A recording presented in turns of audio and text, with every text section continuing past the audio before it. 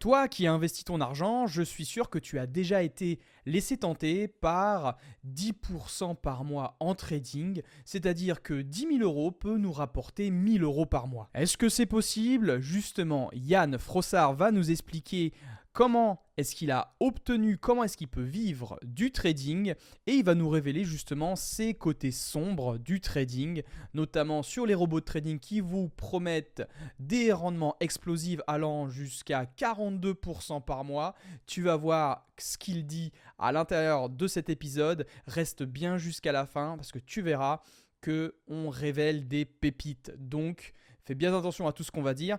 Et pour savoir ce qu'on va dire, je t'invite à regarder, hop là, juste ici, avec la roadmap de l'interview, donc les points, le sommaire sur lequel tu vas nous écouter. Donc, on va voir Yann, qu'est-ce qu'il est, son parcours, qu'est-ce que le trading, la psychologie des marchés, tout ce qui est biais cognitif et finance comportementale, les risques en trading, les méthodes sombres. Donc là, on va parler justement des robots de trading et on va utiliser justement des outils de trader en direct. Donc toi qui m'écoutes sur Spotify, Apple Podcast, donc sur mon podcast, il faut savoir donc que tu ne verras pas justement l'interaction et l'étude de cas qu'on fait avec Yann sur TradingView. Donc moi je t'invite, tu peux nous écouter, on va être le plus explicite possible, tu verras, on a tout fait pour. Mais si tu veux voir donc en direct comment est-ce qu'on utilise les outils, je t'invite directement à nous rejoindre sur YouTube. Sinon, pense à lâcher un petit avis 5 étoiles si tu es sur Apple Podcast ou sur Spotify, ça m'aide énormément pour le référencement. Et ensuite, en dernier point, comme tu peux le voir, vivre du trading, payer son loyer et vivre aux Bahamas. Est-ce que c'est possible? Combien est-ce qu'on peut gagner? Et justement, Yann va nous révéler combien est-ce qu'il gagne par mois et s'il parvient justement à vivre du trading. Mythe ou réalité? Je laisse la parole à Yann. C'est parti. Suite à cette introduction, investisseurs, nous allons passer donc dès à présent à l'interview et nous accueillons Yann Frossard qui va nous expliquer comment il est passé d'ingénieur à trader et il est aujourd'hui coach en trading il aide en tout cas des investisseurs sur l'entreprise Green Bull, sur l'application Aria et il va nous raconter donc son parcours d'investisseur, qui il est, qu'est-ce qu'il a fait. Yann, donc c'est un très bon ami que je suis également sur Instagram. De toute façon, je vous mettrai l'ensemble de ces liens en description. Notamment, il a sorti un tout nouveau site internet aussi pour vous former en trading, etc. Mais là, on va vous apprendre vraiment les bases des bases de l'investissement en trading. Est-ce qu'on peut devenir riche en trading? Est-ce que c'est un mythe? Est-ce que c'est une réalité? On va vraiment creuser l'entièreté du sujet pour quand on nous révèle enfin cette vérité sur le trading. Et je pense que Yann va nous en dire beaucoup. Yann, je te laisse te présenter rapidement et on passe après sur donc qu'est-ce que le trading, la psychologie, les risques, les méthodes sombres du trading. Tu as vu là, j'introduis un peu pour faire Ce monter bon la pression. programme. Les T'as outils du raison. trader pour gagner de l'argent et vivre du trading. Est-ce que c'est possible de payer son loyer avec le trading? Est-ce que c'est possible? Eh bien, on va le savoir. Yann, je te laisse la parole. Bonjour Sony, bonjour à toutes et à tous. Ravi d'être là. Encore merci pour cette invitation. C'est la première fois que je fais ce genre d'exercice, en plus sur YouTube. Donc merci à toi pour cette opportunité. Pour me présenter rapidement, je m'appelle Yann Frossard, j'ai 30 ans. De formation, je suis ingénieur en bâtiment et énergie renouvelable. J'ai arrêté de travailler en 2017 pour me former à l'investissement et principalement au trading, parce que c'est ce qui m'a le plus passionné vraiment. Donc vu qu'à l'époque, j'avais beaucoup de temps mais pas beaucoup d'argent, je me suis formé un peu en autodidacte. Donc j'ai consommé beaucoup de contenu sur internet gratuit, que ce soit les vidéos YouTube français, anglais, américains. Des livres, des podcasts, des lives, des conférences. Voilà, je me suis vraiment imprégné de tout ça. Et puis une fois que j'avais suffisamment de base sur la théorie, j'ai commencé à passer à la pratique. J'ai pratiqué. J'ai beaucoup perdu. J'ai pris plein de portes dans le nez. Et à force j'ai commencé à toucher à la rentabilité. Donc à peu près à partir de 2020. Donc ça a d'abord été une rentabilité un peu en dents de scie. Et puis au fur et à mesure, j'ai réussi à avoir une performance beaucoup plus linéaire, beaucoup plus lisse. C'est ce que je souhaitais. Et effectivement, comme tu l'as dit, à partir de là, j'ai eu l'opportunité de faire des coachings pour le logiciel Aria, qui est donc un logiciel de la société Green Bull qui permet d'automatiser une partie de son trading. Et du coup, à ce moment-là, j'interviens pour permettre aux personnes de comprendre comment fonctionne le logiciel, de pouvoir adapter leur stratégie de trading au logiciel pour justement avoir une optimisation de leur temps. Voilà. J'interviens d'abord dans cette, enfin, j'ai d'abord intervenu dans cette partie-là, je le fais toujours, et c'est ce qui m'a donné aussi l'envie de continuer d'accompagner des gens et même d'aller un peu plus loin dans leur trading. Et du coup, en Mhm. 2021, j'ai lancé mes propres coachings, qui étaient d'abord donc uniquement un format de coaching, et que j'ai fait évoluer au fur et à mesure pour créer un peu un écosystème complet, qui est beaucoup plus, enfin, où il y a un accompagnement ponctuel et aussi un suivi sur le long terme, puisqu'on Mhm. va en discuter, mais le trading est une aventure sur le long terme, et devenir rentable Mhm. en trading, c'est aussi une aventure sur le long terme. Et là, on a justement un petit paradoxe, tu vois, parce que tu Dis-moi. dis, on gagne, c'est une aventure sur le long terme, mais pour gagner des gains à court terme. C'est vrai Ouais, que ça, il y a certaines complètement. personnes, je pense, qui l'oublient. Parce que, Ouais. bon, on connaît la célèbre phrase de Warren Buffett: «Personne ne souhaite s'enrichir lentement». Et pourtant en trading, les gens, quand on parle de trading, on parle de gains rapides. Gains rapides, gains rapides, gains rapides. Certes, il y a des gains rapides, mais je pense que tu vas nous en dire un peu plus. C'est des gains, oui, mais des petits gains par petits gains. On ramasse petit à C'est petit ça. des miettes pour ensuite, des miettes pour construire, j'allais dire, pour construire un sandwich, n'importe quoi. On pourrait, hein. Bon, ça Un me dérange pas, sandwich hein, mais on peut, hein. pour bien manger après peut-être, C'est ou pour se ça. faire un bon repas. Ouais. Métaphore éclatée au sol, bref. Non, non, elle est et bien. et je te remercie quand même du soutien. Oui, on est Heu ensemble. et ensuite, donc par rapport à ça, toi, est-ce que tu arrives à vivre là du trading personnellement? Alors actuellement, je vis pas directement, je ne retire pas mes gains que je vais faire en trading. D'accord. J'ai pas trop de soucis à parler d'argent, j'espère que ça dérangera pas ou ça choquera pas, mais j'ai pour objectif d'avoir un capital à 100 000 €, Mmh mh. et c'est quand j'aurai atteint ce capital de 100 000 € qu'à ce moment-là, je commencerai à retirer des gains pour me payer moi. Pour le D'accord, moment, ouais, j'ai d'autres sources de revenus qui me permettent, de pas toucher à ces poches-là, puisque j'investis aussi, sur le long terme, sur le long terme. enfin moyen long terme, sur les actions et sur les cryptos, ou sur l'immobilier en passif, et c'est un peu pareil. Là-dessus, j'ai pas d'objectif de prendre mes gains. J'ai juste l'objectif de faire grossir toutes ces poches, tous ces capitaux, pour plus tard, pouvoir me rémunérer. Mais dans un premier temps, vraiment l'objectif, c'est de faire grossir tout ça, et de pas toucher à ces gains-là, quoi. Et tu investis sur quoi? Juste par, simple curiosité, Yann, sur le moyen long terme? Moyen long terme, Ouais, sur quel type d'actifs? Parce que alors aussi pour répondre, j'ai posé cette question-là et tu as vas-y. parlé aussi de parler d'argent. Est-ce qu'on peut être en toute transparence? Oui, tu peux parler Ouais, d'argent, il y a aucun j'ai pas de souci. souci avec Enfin, ça. moi, je Très bien, partage avec mes parfait. abonnés, ce que je touche en dividendes, combien j'investis. Ils savent que j'investis 100 000 € aussi en bourse. Donc libre à toi d'en Parfait. parler, t'inquiète pas. Donc Pour mes investissements, répondre à ma question. heu, Oui. ouais, sur quoi j'investis? Bah, alors de crypto, est-ce que, tu veux des noms? Bon, on va dire Bitcoin. Allez, je parie sur Bitcoin, Ethereum, Cosmos, Solana, non? Pas Solana, mais Cosmos oui, pour Atom, après BNB, GLD, voilà, je suis principalement sur des gros projets. Mmh mh. Je déconseille, enfin personnellement, quoi qu'il arrive, ceci n'est pas un conseil en investissement, qu'on soit bien Mmh mh. clair, c'est uniquement ce que je fais moi. Mais voilà, je suis plutôt sur des gros projets plutôt que d'aller chercher les petites cryptos qui vont exploser.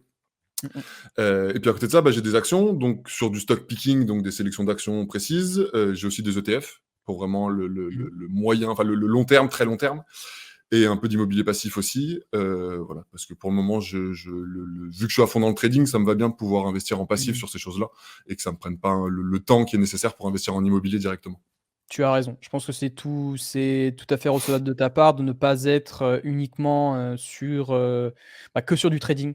Parce que je pense qu'il y a énormément de gens qui font vraiment full trading, qui sont vraiment skin in the game, qui sont vraiment à fond dedans et que si, je sais pas, sur un mauvais trade, sur une mauvaise, parce que j'imagine que sur du trading, il faut être concentré, il faut savoir ce qu'on fait, il faut être formé, mais on peut pas forcément être à l'abri, des erreurs, de Bien certaines sûr. erreurs. Et donc pour moi, si on est vraiment full trading, ça peut être dangereux. Après, je pense que toi, tu vas nous faire découvrir aussi, qu'il y a certaines stratégies à mettre en œuvre pour éviter de faire des grosses erreurs en trading. Juste pour Complètement. revenir donc sur la partie trading, on va aller donc sur, le trading tout d'abord, c'est quoi? Ouais, Parce qu'il y a certaines personnes qui vont nous entendre, mais quand on parle de trading, il y a des gens qui vont penser à des robots de trading, à du MLM, à des systèmes de Ponzi. Mais donc, qu'est-ce que le vrai trading? Si on peut y aller, voilà, purement et simplement, et pour qui c'est fait? Pour qui? Pour quel type de personnes? Ouais, dans l'idée, le trading, ça va être, l'objectif du trading, c'est plus enfin, même d'un trader, ça va être d'utiliser les variations, les fluctuations qu'il peut y avoir sur des prix, Mmh. de différents types d'actifs. Donc potentiellement, il va se servir enfin, un trader va se servir de l'analyse fondamentale, de l'analyse technique, pour réunir un maximum d'informations, pour essayer de déterminer le mouvement futur le plus probable par le marché. On pourra jamais être sûr qu'un marché va monter ou va descendre. C'est le marché qui aura raison, et donc ce sera toujours à nous de nous adapter à lui. Mais par contre, on peut essayer de déterminer le mouvement le plus probable, et en allant de façon générale le plus souvent dans le sens des probabilités, c'est comme ça qu'on va réussir à faire de la performance. Mmh. Euh, Après, il y a différents types d'actifs qu'on peut trader. On a dit, il y a les actions et les indices, comme le CAC 40, qui du coup vont être composés d'actions. Tout ce qui va être le marché des devises, donc on va comparer deux monnaies entre elles, les matières Mmh. premières ou encore les cryptos. Tous ces actifs-là sont tradables. À partir du moment où il y a une fluctuation, potentiellement, ce sera intéressant pour un trader. En gardant en tête que du coup, en trading, on peut acheter ou on peut vendre, à l'inverse de l'investissement long terme, où généralement on va plutôt chercher des actifs qui ont un Ouais. potentiel sur le long terme pour prendre de la valeur. En trading, on est sur des produits dérivés, et donc on aura cette liberté de pouvoir acheter ou de vendre quelque chose, et vendre quelque chose sans forcément le posséder. Sur le long terme, arrête-moi si je me trompe, mais pour moi, sur le long Dis-moi. terme, enfin, bah, moi, je me base beaucoup sur la philosophie de Charlie Munger, Mmh. Warren Buffett, Phil Fisher Peter Lynch. Et eux, enfin vraiment, tu vois, sur cette partie-là, nous, on prend vraiment en compte. Alors j'aime bien, je dis on parce que je parle pour eux, Oui, évidemment, tu as mais raison. voilà, tu compris. Nous, on se base beaucoup sur les fondamentaux d'une entreprise. Tu vois, sur vraiment les bénéfices, les marges, le cash flow, l'interest coverage, savoir si la société peut être solvable sur le long terme ou quoi que ce soit. Mais à l'inverse du trading, vous allez plus analyser ce qu'on appelle l'analyse technique. Ça, moi, ce qu'on utilise, c'est l'analyse fondamentale. Fonda? Mais vous, donc, sur l'analyse technique, on va plus identifier tout ce qui est toutes les bougies. Vous savez, pour les auditeurs qui nous écoutent, les bougies vertes, les bougies rouges que vous voyez très souvent lorsqu'on parle de bourse, et ben en fin de compte, c'est ça que Yann essaye d'anticiper, essaye d'évaluer avec ses probabilités, avec ses outils, pour essayer de faire des gains.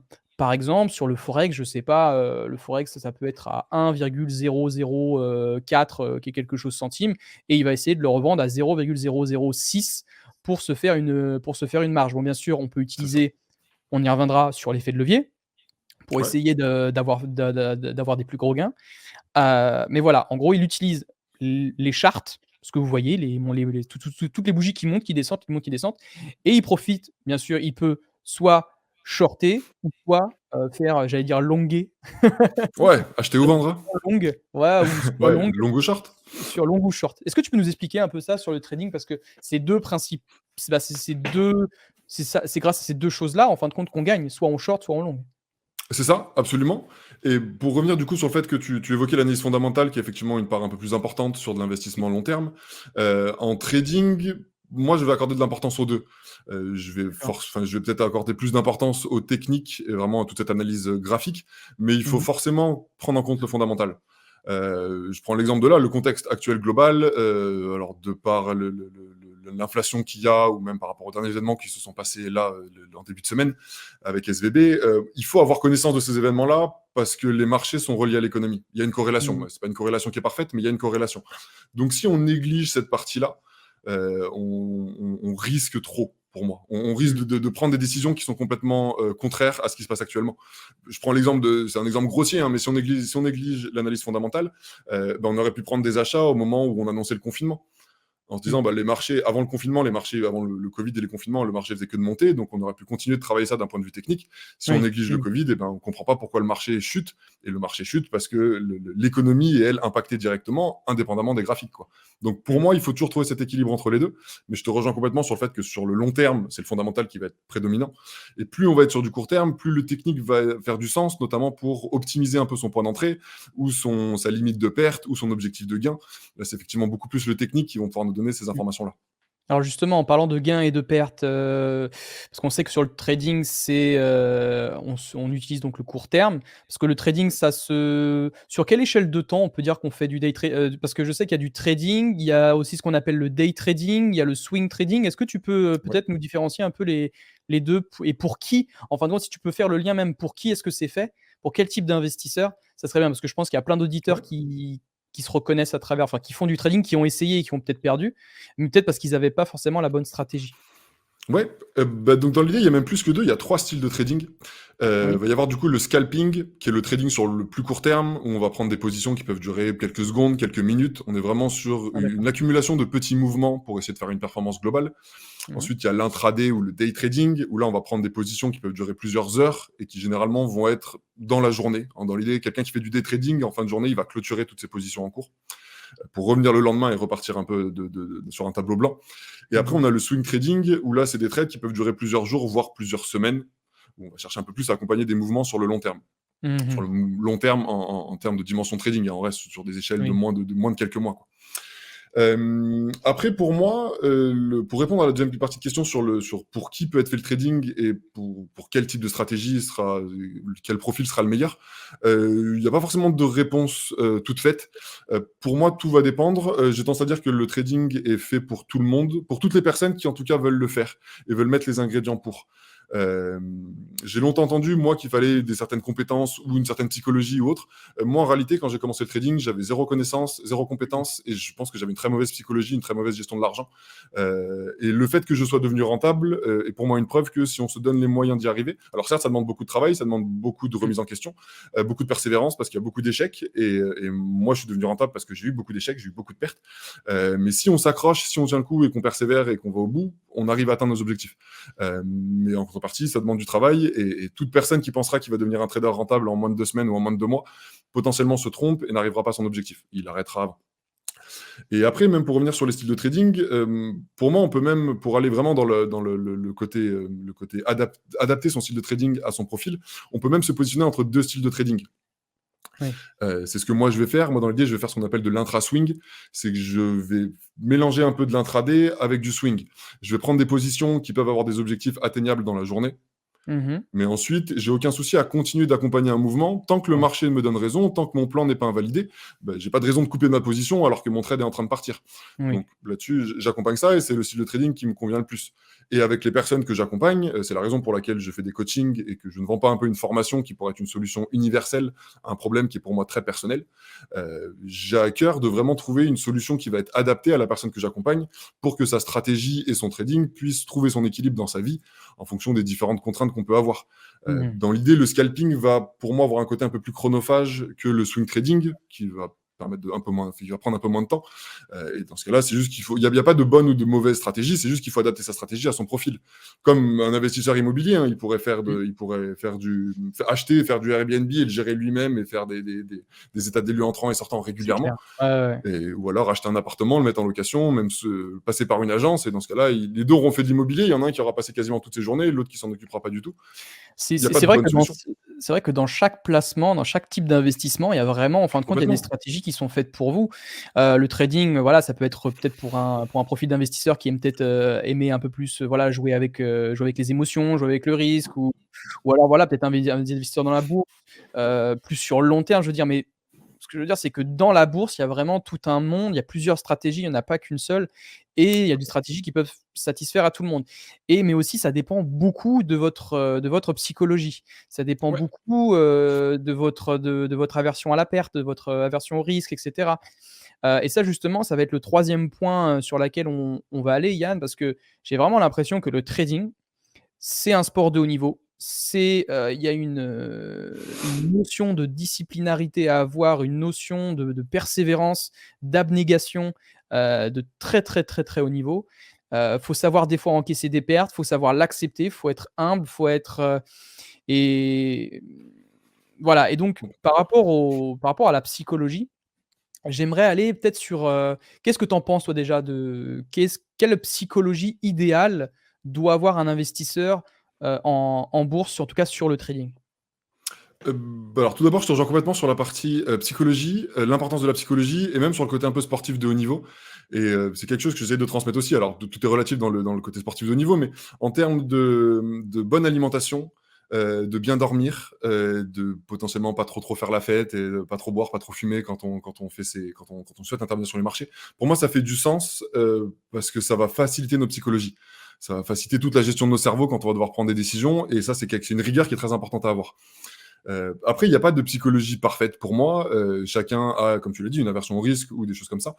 L'important, c'est d'être à l'aise avec sa psychologie, de comprendre qu'est-ce qui ne va pas surtout quand on démarre, hein, de comprendre qu'est-ce qui ne va pas, qu'est-ce qu'on gère mal, pourquoi est-ce qu'on le gère mal, est-ce qu'on est trop proche de notre argent, est-ce qu'on risque trop d'argent, est-ce que aussi, il y a pas mal de raisons qui peuvent nous provoquer des erreurs.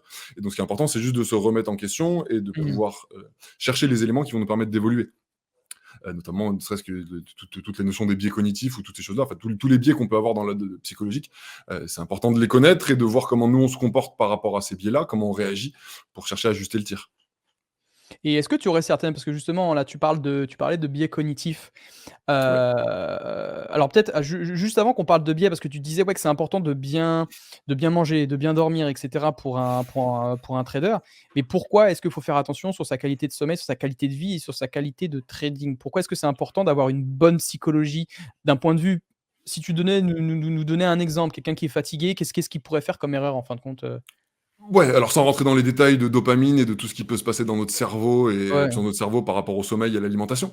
Mais effectivement, quelqu'un qui peut être fatigué, qui peut être ou même, ou pas forcément dans les meilleures conditions pour trader, va pour moi être beaucoup plus apte à prendre des mauvaises décisions.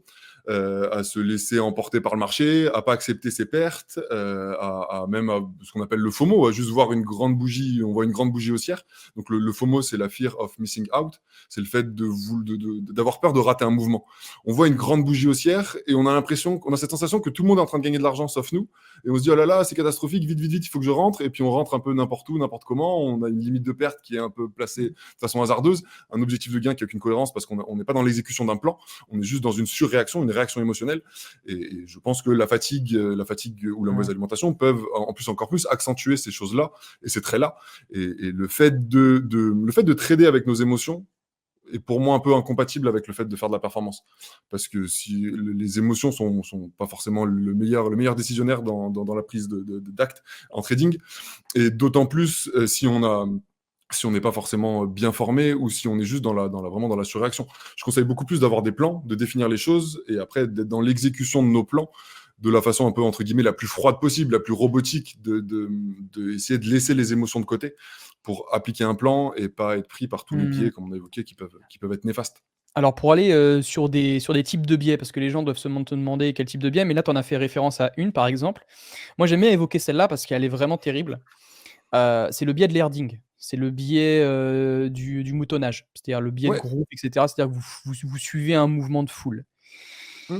et c'est ce qui se passe la plupart du temps et c'est pour ça que tout le monde se fait avoir, sur ça Complètement. et moi je l'ai appris à mes dépens parce que Moi je aussi. suis toujours rentré ouais, mais en fait et ça c'est mais ça c'est normal.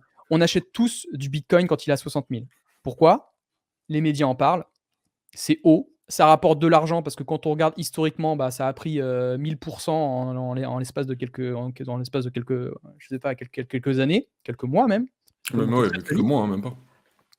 Et ce biais-là, en fin de compte, quand on voit alors pour te rejoindre aussi, tu vois, sur le FOMO, la peur de manquer un mouvement, mais ce qui provoque cette bougie haussière, c'est souvent par un mouvement de foule. C'est-à-dire que les marchés sont pour moi, c'est, le marché, tu t'arrêtes si je me trompe Yann, mais pour moi le marché, ça reflète la psychologie des investisseurs, Mmh. entièrement.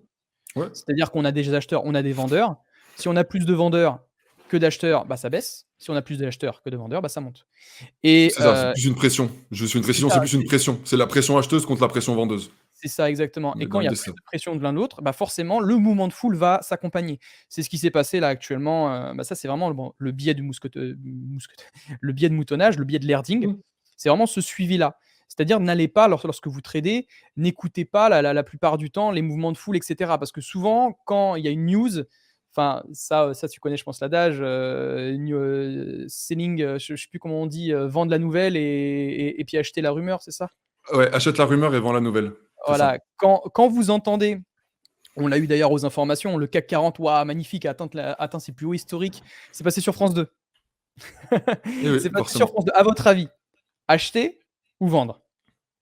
C'est C'est vraiment ça. ça et ça, je sais pas si tu connais, ouais, Nicolas Chéron, je pense que tu connais, Ouais, bien sûr. certainement Nicolas. Et il avait fait justement ce paradoxe-là à chaque fois qu'il y a des nouvelles, que ce soit sur les médias, les grands médias, quand vous commencez à entendre votre grand-mère ou votre C'est boulangère ça. parler de: «Ouais, est-ce que tu as entendu parler de cette action? Elle est incroyable, elle a Du monté et tout». bitcoin. Et voilà, et c'est pour ça qu'il y a ce biais de vraiment ce biais de troupeau, faut vraiment l'éviter parce qu'il est souvent piégeux et dans le trading, je pense que tu es pas à peu près d'accord avec moi sur ce système de biais-là? Bien sûr, hein, bien sûr. Mmh, C'est tout à fait vrai. Après, on peut aussi comparer ça au bruit de marché, au fait mmh, qu'on a un peu ce sentiment-là. Mais c'est tout à fait vrai. Ce côté-là, un peu de comportement moutonnier, il s'applique mmh complètement, on le voit. Et de façon générale, moi je le vois de plus en plus avec mon expérience, c'est que généralement, quand il y a un consensus, c'est l'inverse qui se passe. mmh, Là, effectivement, comme tu l'as dit, le CAC 40, il était au sommet. Tout le monde disait que ça va continuer de monter, ça va continuer de monter. Et puis au final, il est en train de tomber. Et à l'inverse, en fin d'année dernière, il y a quelques mois, quand il était je sais pas, proche de 6000, tout le monde disait qu'il allait aller au trou, que c'était la fin et que c'était la crise. Et puis il est reparti à la hausse. mmh, Donc, quoi qu'il arrive, il faut se méfier. Moi, je ne conseille pas de prendre ces décisions en trading par rapport à ce qu'on entend, un peu à ce bruit-là, quoi. Je conseille mmh. vraiment de définir ses plans, de travailler son processus et de chercher à évoluer là-dedans. Parce que si on se base juste sur ce qu'on entend, mais comme, enfin, comme tu dis, quand notre boulangère nous parle, boulanger ou boulangère, pardon, mais quand eux nous parlent qu'il faut acheter du Bitcoin, parce que généralement ils disent Bitcoin, c'est que c'est pas bon signe, c'est pas des conseillers en investissement. Si, voilà, si eux le savent, c'est que généralement il y a un souci derrière, quoi. Et Et ouais, c'est mais que généralement c'est trop tard. c'est ça, c'est trop tard et c'est à ce moment-là que les grosses institutions, ce que je répète, que la smart money va Encaisse. commencer à vendre. Parce qu'ils ont Heu, acheté à 20 000. Eux, ils avaient un plan, ils ont acheté à 20 000. Donc forcément, quand le Bitcoin est à 60 000, la ils ont plus-value, vendu. elle a été faite. Et par rapport aux sommes qui sont investies, c'est normal qu'on ferait pareil à leur place, hein. On encaisserait aussi la plus-value, hein. C'est ça et encore Donc, plus que ça, c'est qu'eux, ils ont des contraintes, ils ont des en contrats parce plus, qu'ils ont des établissements. Donc à mon avis, ils doivent complètement. respecter un certain quota, un certain rendement, un certain nombre de gains. Donc voilà, il faut plutôt se positionner avec eux et pas contre eux. Parce qu'eux, ils ont des Toujours. milliards, nous, on a des 100 €, Un peu moins. un peu moins. Un poil moins Donc de voilà mémoire. pourquoi il y a énormément de mouvements. Des fois, il y a ça qui joue, mais voilà, donc c'était un biais. Est-ce que tu as un autre biais aussi, à nous faire Bien partager? sûr. Ouais, Bah, vas-y. j'en ai plein. Vas-y. Alors un de ceux qui est pour moi le plus marquant et qui est vrai en trading et en investissement et dans d'autres domaines, c'est celui de confirmation. Mmh. C'est le fait que quand on a un avis, on va plutôt avoir tendance à chercher à confirmer notre avis, C'est ça. plutôt qu'à voir si notre avis est le bon. Mmh. Et moi, c'est quelque chose que j'ai dans ma vie, régulièrement, je vois que j'étais confronté à ça. Mais c'est très, très vrai aussi en trading. Et du coup, bon, on va rester sur le Bitcoin, mais généralement, les gens qui veulent investir sur le Bitcoin, ils vont taper Bitcoin investissement ou pourquoi est-ce qu'il faut investir dans le Bitcoin. Et quand on tape pourquoi est-ce qu'il faut investir dans le Bitcoin, on est quasiment sûr de voir que des éléments qui nous diront d'investir dans le Bitcoin. Et Exactement, ouais. moi, depuis que j'ai connaissance de ça, je vais plutôt avoir l'approche inverse et je vais taper Bitcoin arnaque ou pourquoi le Bitcoin va disparaître et même si je ne crois pas forcément, enfin, même si j'ai l'avis inverse, je vais chercher à me confronter à des gens qui disent que le Bitcoin va s'effondrer. Il Et faut comme ça, chercher on la va pouvoir nuance. regarder. C'est ça, voilà. Et se Mmh. dire, bah ok, bah, cet argument-là, il fait du sens, il faut que je reste vigilant. Ou alors cet argument-là, il en fait pas et du coup, bah, je le laisse de côté. Mais au moins d'aller chercher l'information, de chercher l'information juste et pas l'information qu'on veut entendre. Mais tu sais, ça marche Ça, c'est vraiment très exactement pareil important. aussi dans la vie de tous les jours. C'est, Complètement. heu, moi, tu sais, bon, on traîne un peu sur Instagram et cetera, mais il y a des gens, bon, des haters, des gens comme ça, qui vont s'attaquer à un moment donné sur une vidéo, un post, où ça confirme leur hypothèse. Ouais, C'est-à-dire donc en fait, ils vont dire: «Ah, tu as parlé de ça, donc en fait, tu voilà, na et en fait, ils vont venir confirmer ça, mais sans prendre en compte les autres trucs que vous avez postés précédemment. C'est-à-dire que bien les sûr. haters, en fin de compte, c'est un peu ça. Quand vous allez parler de choses intéressantes qui vont particulièrement être un peu plus intellectuelles et cetera, ils vont pas être là. Donc en fin de compte, ça va pas confirmer, ça va pas venir confirmer leur biais. Mais dès qu'ils ont un truc où ils peuvent se faufiler, un truc où vous avez peut-être dit un peu de travers, sur votre conception de la vie, et ben ils vont venir confirmer ce qu'ils ont pensé: «Ouais, tu ça, tu ça, tu ça». Ouais, mais Absolument. moi, j'aurais bien voulu aussi que tu commentes ce que j'ai fait C'est avant, ça. tu vois? Et ça Match marche aussi dans complet. la vie de tous les jours. Je pense que tu en as aussi toi et il y a beaucoup de gens comme ça et c'est vrai que ces biais, c'est vraiment même dans la vie de tous les jours. Complètement. Là-dessus, je suis tout à fait d'accord. Ouais, Et un autre type de biais vas-y, qui est ouais. aussi important, un biais émotionnel, c'est l'excès de confiance. Oui, J'aime bien pas alors excès de confiance ou manque de confiance, parce que pour moi les 2 au fond sont intéressants, mais c'est vraiment des choses qu'il faut apprendre à maîtriser. L'excès de confiance va faire que quand on va enchaîner 2 ou 3 trades gagnants et ben, on va se sentir comme un super héros et on va se dire: «Bah OK, c'est moi qui contrôle le marché, il me suffit d'appuyer sur acheter et le marché va monter». Et mmh, généralement, du coup, en excès de confiance, on va rajouter, on va pas respecter nos règles de money management, donc de gestion de notre argent, et ouais, on va oui, investir plus d'argent que ce qu'on avait ouais. défini. Et puis généralement, c'est là où on prend une tatane dans le nez. Et à l'inverse, le manque de confiance, c'est c'est quelque chose qui va aussi nous bloquer parce que quand on aura préparé tout notre plan et que le marché viendra dans notre zone, eh ben, on sera un peu bloqué parce qu'on se dira, ah mais oui, mais peut-être que j'ai oublié ça, ou peut-être qu'une météorite va, et puis au final, et du coup, on n'agit pas, on se bloque et on passe à côté d'opportunités. Donc dans les deux cas, et comme pour les autres biais, hein, mais dans tous ces biais-là, pour moi, c'est important de les comprendre, de voir comment nous on réagit, parce que personne ne réagit de la même façon. On ne peut pas vraiment faire de vérité générale vis-à-vis de ça. Tout le monde va avoir un ressenti différent. Et ce qui va être important, c'est juste de comprendre comment on réagit et du coup de mettre en place des choses pour optimiser ça et rectifier ce qui doit être rectifié pour aller dans la bonne direction. Je rajouterais même un autre biais. Après, je pense qu'on finira là-dessus et je pense que ça doit arriver aussi en training. C'est le biais de l'innovation. Est-ce que tu en as entendu parler aussi, ça? Non. Alors, le biais de l'innovation, Du nouveau? je sais pas si c'est inventé ou j'ai trouvé ça sur internet, mais c'est un peu le biais de la hype, et cetera. C'est-à-dire Ouais, la que nouveauté. la nouveauté, biais de la Ouais. nouveauté, biais de l'innovation, et cetera. Il y a Warren Buffett aussi qui s'éloigne de ces trucs-là. C'est notamment, tu sais, sur tout ce qui est IPO, et cetera. Par exemple, les gens en trading, je pense qu'ils le font très certainement. Ils vont se dire: «Oh, il y a Porsche qui va arriver en bourse. Mmh. Ah vas-y, je vais me positionner dessus et je vais devenir riche». Il y a Coinbase. Coinbase, waouh, Mmh. c'est ouf, je vais rentrer dessus, c'est la meilleure plateforme de crypto, je rentre dessus, comme ça je vais être milliardaire, quand ça sera haut. Et souvent, le biais de l'innovation, en fin de compte, ça marche vraiment tout à fait à l'inverse. C'est-à-dire que ça monte au début parce qu'il y a de la hype, il y a vraiment de l'innovation, ça attire parce que la technologie est vendeuse, Bien mais ça sûr. redescend très, très, très vite. Je sais que Coinbase, à l'entrée, ça avait monté et ensuite ça s'est pris une claque phénoménale, c'est redescendu, ça a pris moins 50%, moins 60% après.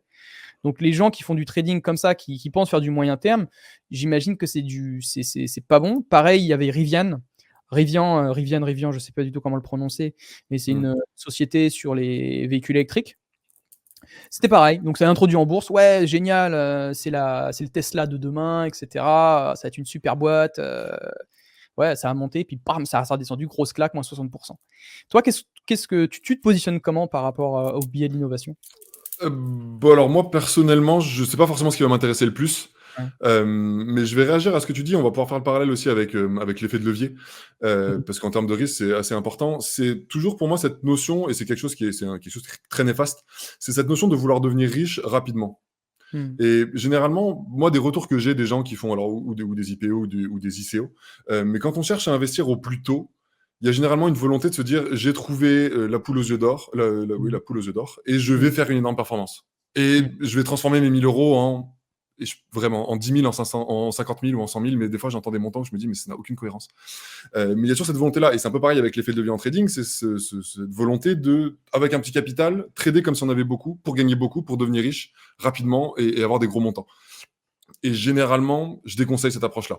Que ce soit en trading ou en investissement, je conseillerais toujours plus de travailler le processus, de vraiment définir des plans, travailler des plans, voir comment ça fonctionne, voir qu'est-ce qu'on doit faire différemment, pour pouvoir avoir un peu un modèle qu'on pourra reproduire indéfiniment entre guillemets, mais qu'on pourra faire et refaire et refaire. Alors que si on fait juste un coup comme ça, ah ouais, cette action-là, je la sens bien, tac, je vais mettre un billet, quand Mmh. bien même si ça part à la hausse, on aura fait de la performance, Ah oui. et qu'est-ce qu'il y aura derrière? On aura fait une fois Mmh. de la performance. Potentiellement parce qu'on a eu un peu de chance. Alors On a eu de la forcément, on chance. provoque Ouais. toujours un peu la chance, hein. Mais il y a forcément une part de chance. Donc est-ce qu'on sera capable de le refaire ou est-ce qu'on le refera 10 fois et que sur les 10 fois, on aura juste gagné une fois, mais vu qu'on aura gagné un peu plus, on se dira, bah, c'est quand même bien. Donc là-dessus, je conseille d'être très vigilant et vraiment d'être beaucoup plus dans une dimension de vouloir travailler un fonctionnement, une méthode, une approche, beaucoup plus que juste chercher à gagner beaucoup, vite. Beaucoup d'argent d'un coup. Ouais. Ouais, généralement, c'est pas forcément ce qui marche. Ouais, ouais, ouais. Mais justement, on va revenir sur ces notions de risque que tu parlais, l'effet de levier, et cetera, donc en trading. Mmh. Donc là, on va plus aller sur les risques qu'il peut y avoir en trading. Je pense on peut fermer la parenthèse de tout ce qui était psychologie, et cetera. On a donné quelques biais, même s'il en Ouais. existe plein d'autres, hein, mais on a vraiment souligné Oui. ceux qui prédominaient, je pense, la partie de notre cerveau. Et donc les risques en trading, donc tu as parlé d'effet de levier, ça consiste à quoi, en fin de compte, l'effet de levier? Dans l'idée, l'effet de levier, c'est Ouais. un outil qui va nous permettre de pouvoir investir plus d'argent que ce qu'on possède réellement. D'accord, donc c'est-à-dire, moi j'ai 100 € et j'imagine que j'ai 100 € dans les mains. 100 € dans les mains, et ben avec un Ouais. effet de levier de 1 pour 10, on pourra Mmh. considérer que tu investis comme si tu avais 1 000 €. 1% plus Donc 10 tu 000, multiplies etc., par etc. 10. C'est ça. Mmh. Tu multiplies par l'effet de levier. Et donc ce qui est intéressant et ce qui fait que ça attire les gens, c'est cette notion-là, c'est de dire: «Mais j'ai pas beaucoup, et pourtant je peux prendre des trades comme si j'avais beaucoup. Alors, beaucoup et pas beaucoup, attention, hein, chaque montant est relatif, hein. Mmh. Mais voilà, c'est cette notion-là de pouvoir gagner beaucoup plus avec en réalité pas tant d'argent. Et généralement, moi, des retours que j'ai, il y a vraiment cette notion-là où les gens se disent: «C'est trop bien, avec une petite somme, je peux gagner beaucoup», sans prendre en compte le fait que forcément, il y a une contrepartie. Ouais. Malheureusement, la vie est faite que la vie n'est pas aussi facile et on peut pas dire j'ai 100 € et avec 100 € je peux prendre des positions à hauteur de 100 000 et je peux devenir riche. Si c'est ça, forcément, il y a une contrepartie qui est très risquée, c'est le fait de pouvoir perdre très rapidement. Et généralement, c'est ce qui se passe. Et c'est aussi pour ça que les effets de levier ont été limités. En Europe, on est limité Mmh. à un effet de levier de 1 pour 30 quand on peut avoir du 1%, du 1 pour 500, du 1 pour 1000 sur des courtiers ailleurs, du coup pas en Europe, pas régulés en Europe. Moi, globalement, je déconseille, quoi qu'il arrive, d'utiliser de l'effet de levier, des gros effets de levier. Et je conseille de trader avec des courtiers régulés en Europe pour justement avoir cette protection-là, qui est plutôt une protection favorable aux traders et défavorable aux courtiers, parce que les courtiers, il y a des courtiers qui se sont mis plein les poches avec de l'effet de levier en attirant beaucoup de gens et des gens qui n'étaient pas formés, qui n'étaient pas compétents et qui ont Mmh. juste perdu leur capital très très vite. Parce qu'avec l'effet de levier, ça peut aller très très vite. Donc ouais, Et tu peux rapidement perdre, mais tu peux aussi rapidement gagner. Alors il y a la partie liquider aussi, tu peux te faire liquider, c'est bien ça? Si par exemple tu as c'est 100 ça. € mais en gros, ouais, tu perds tout simplement 10 fois plus sur un mouvement, sur un mouvement à la perte. Par exemple, je sais pas moi, tu perds 5 en fin de compte, tu perds 50. Bah, dans l'idée, c'est de dire que si C'est ça. notre objectif de gain est multiplié par 10 ou par 100, peu importe, par Ouais. 100 on va dire, la limite enfin la perte, elle est forcément multipliée par 100. Mais vu que nous, on n'a pas 100 fois la perte, on pourra pas la payer. Donc ce qui va se passer, c'est qu'une moindre variation par le bas, dans le cas d'un achat, une moindre variation par le bas va faire qu'on on va pas perdre la position, on va perdre notre solde total de notre compte. Ah oui. Puisqu'on va parler dans l'approche du risque. Dans l'approche du risque, c'est important d'avoir ce qu'on appelle un money management, une gestion du risque, de définir par exemple un risque par trade. C'est de dire quel pourcentage de mon capital je vais investir à chaque trade. Moi, par exemple, j'investis 1% de mon capital entre 0,5 en fonction des cas, mais ou 0,5 ou 1% de mon capital. Ce qui Ce qui fait représente, que, 1 000 €, c'est ça par trade, environ? bah alors là, en ce moment, j'ai un capital beaucoup moins élevé que ça. Donc je suis descendu, mais plus ou moins, on va dire, entre 50 et 100 euros D'accord, OK. que je peux perdre sur un trade.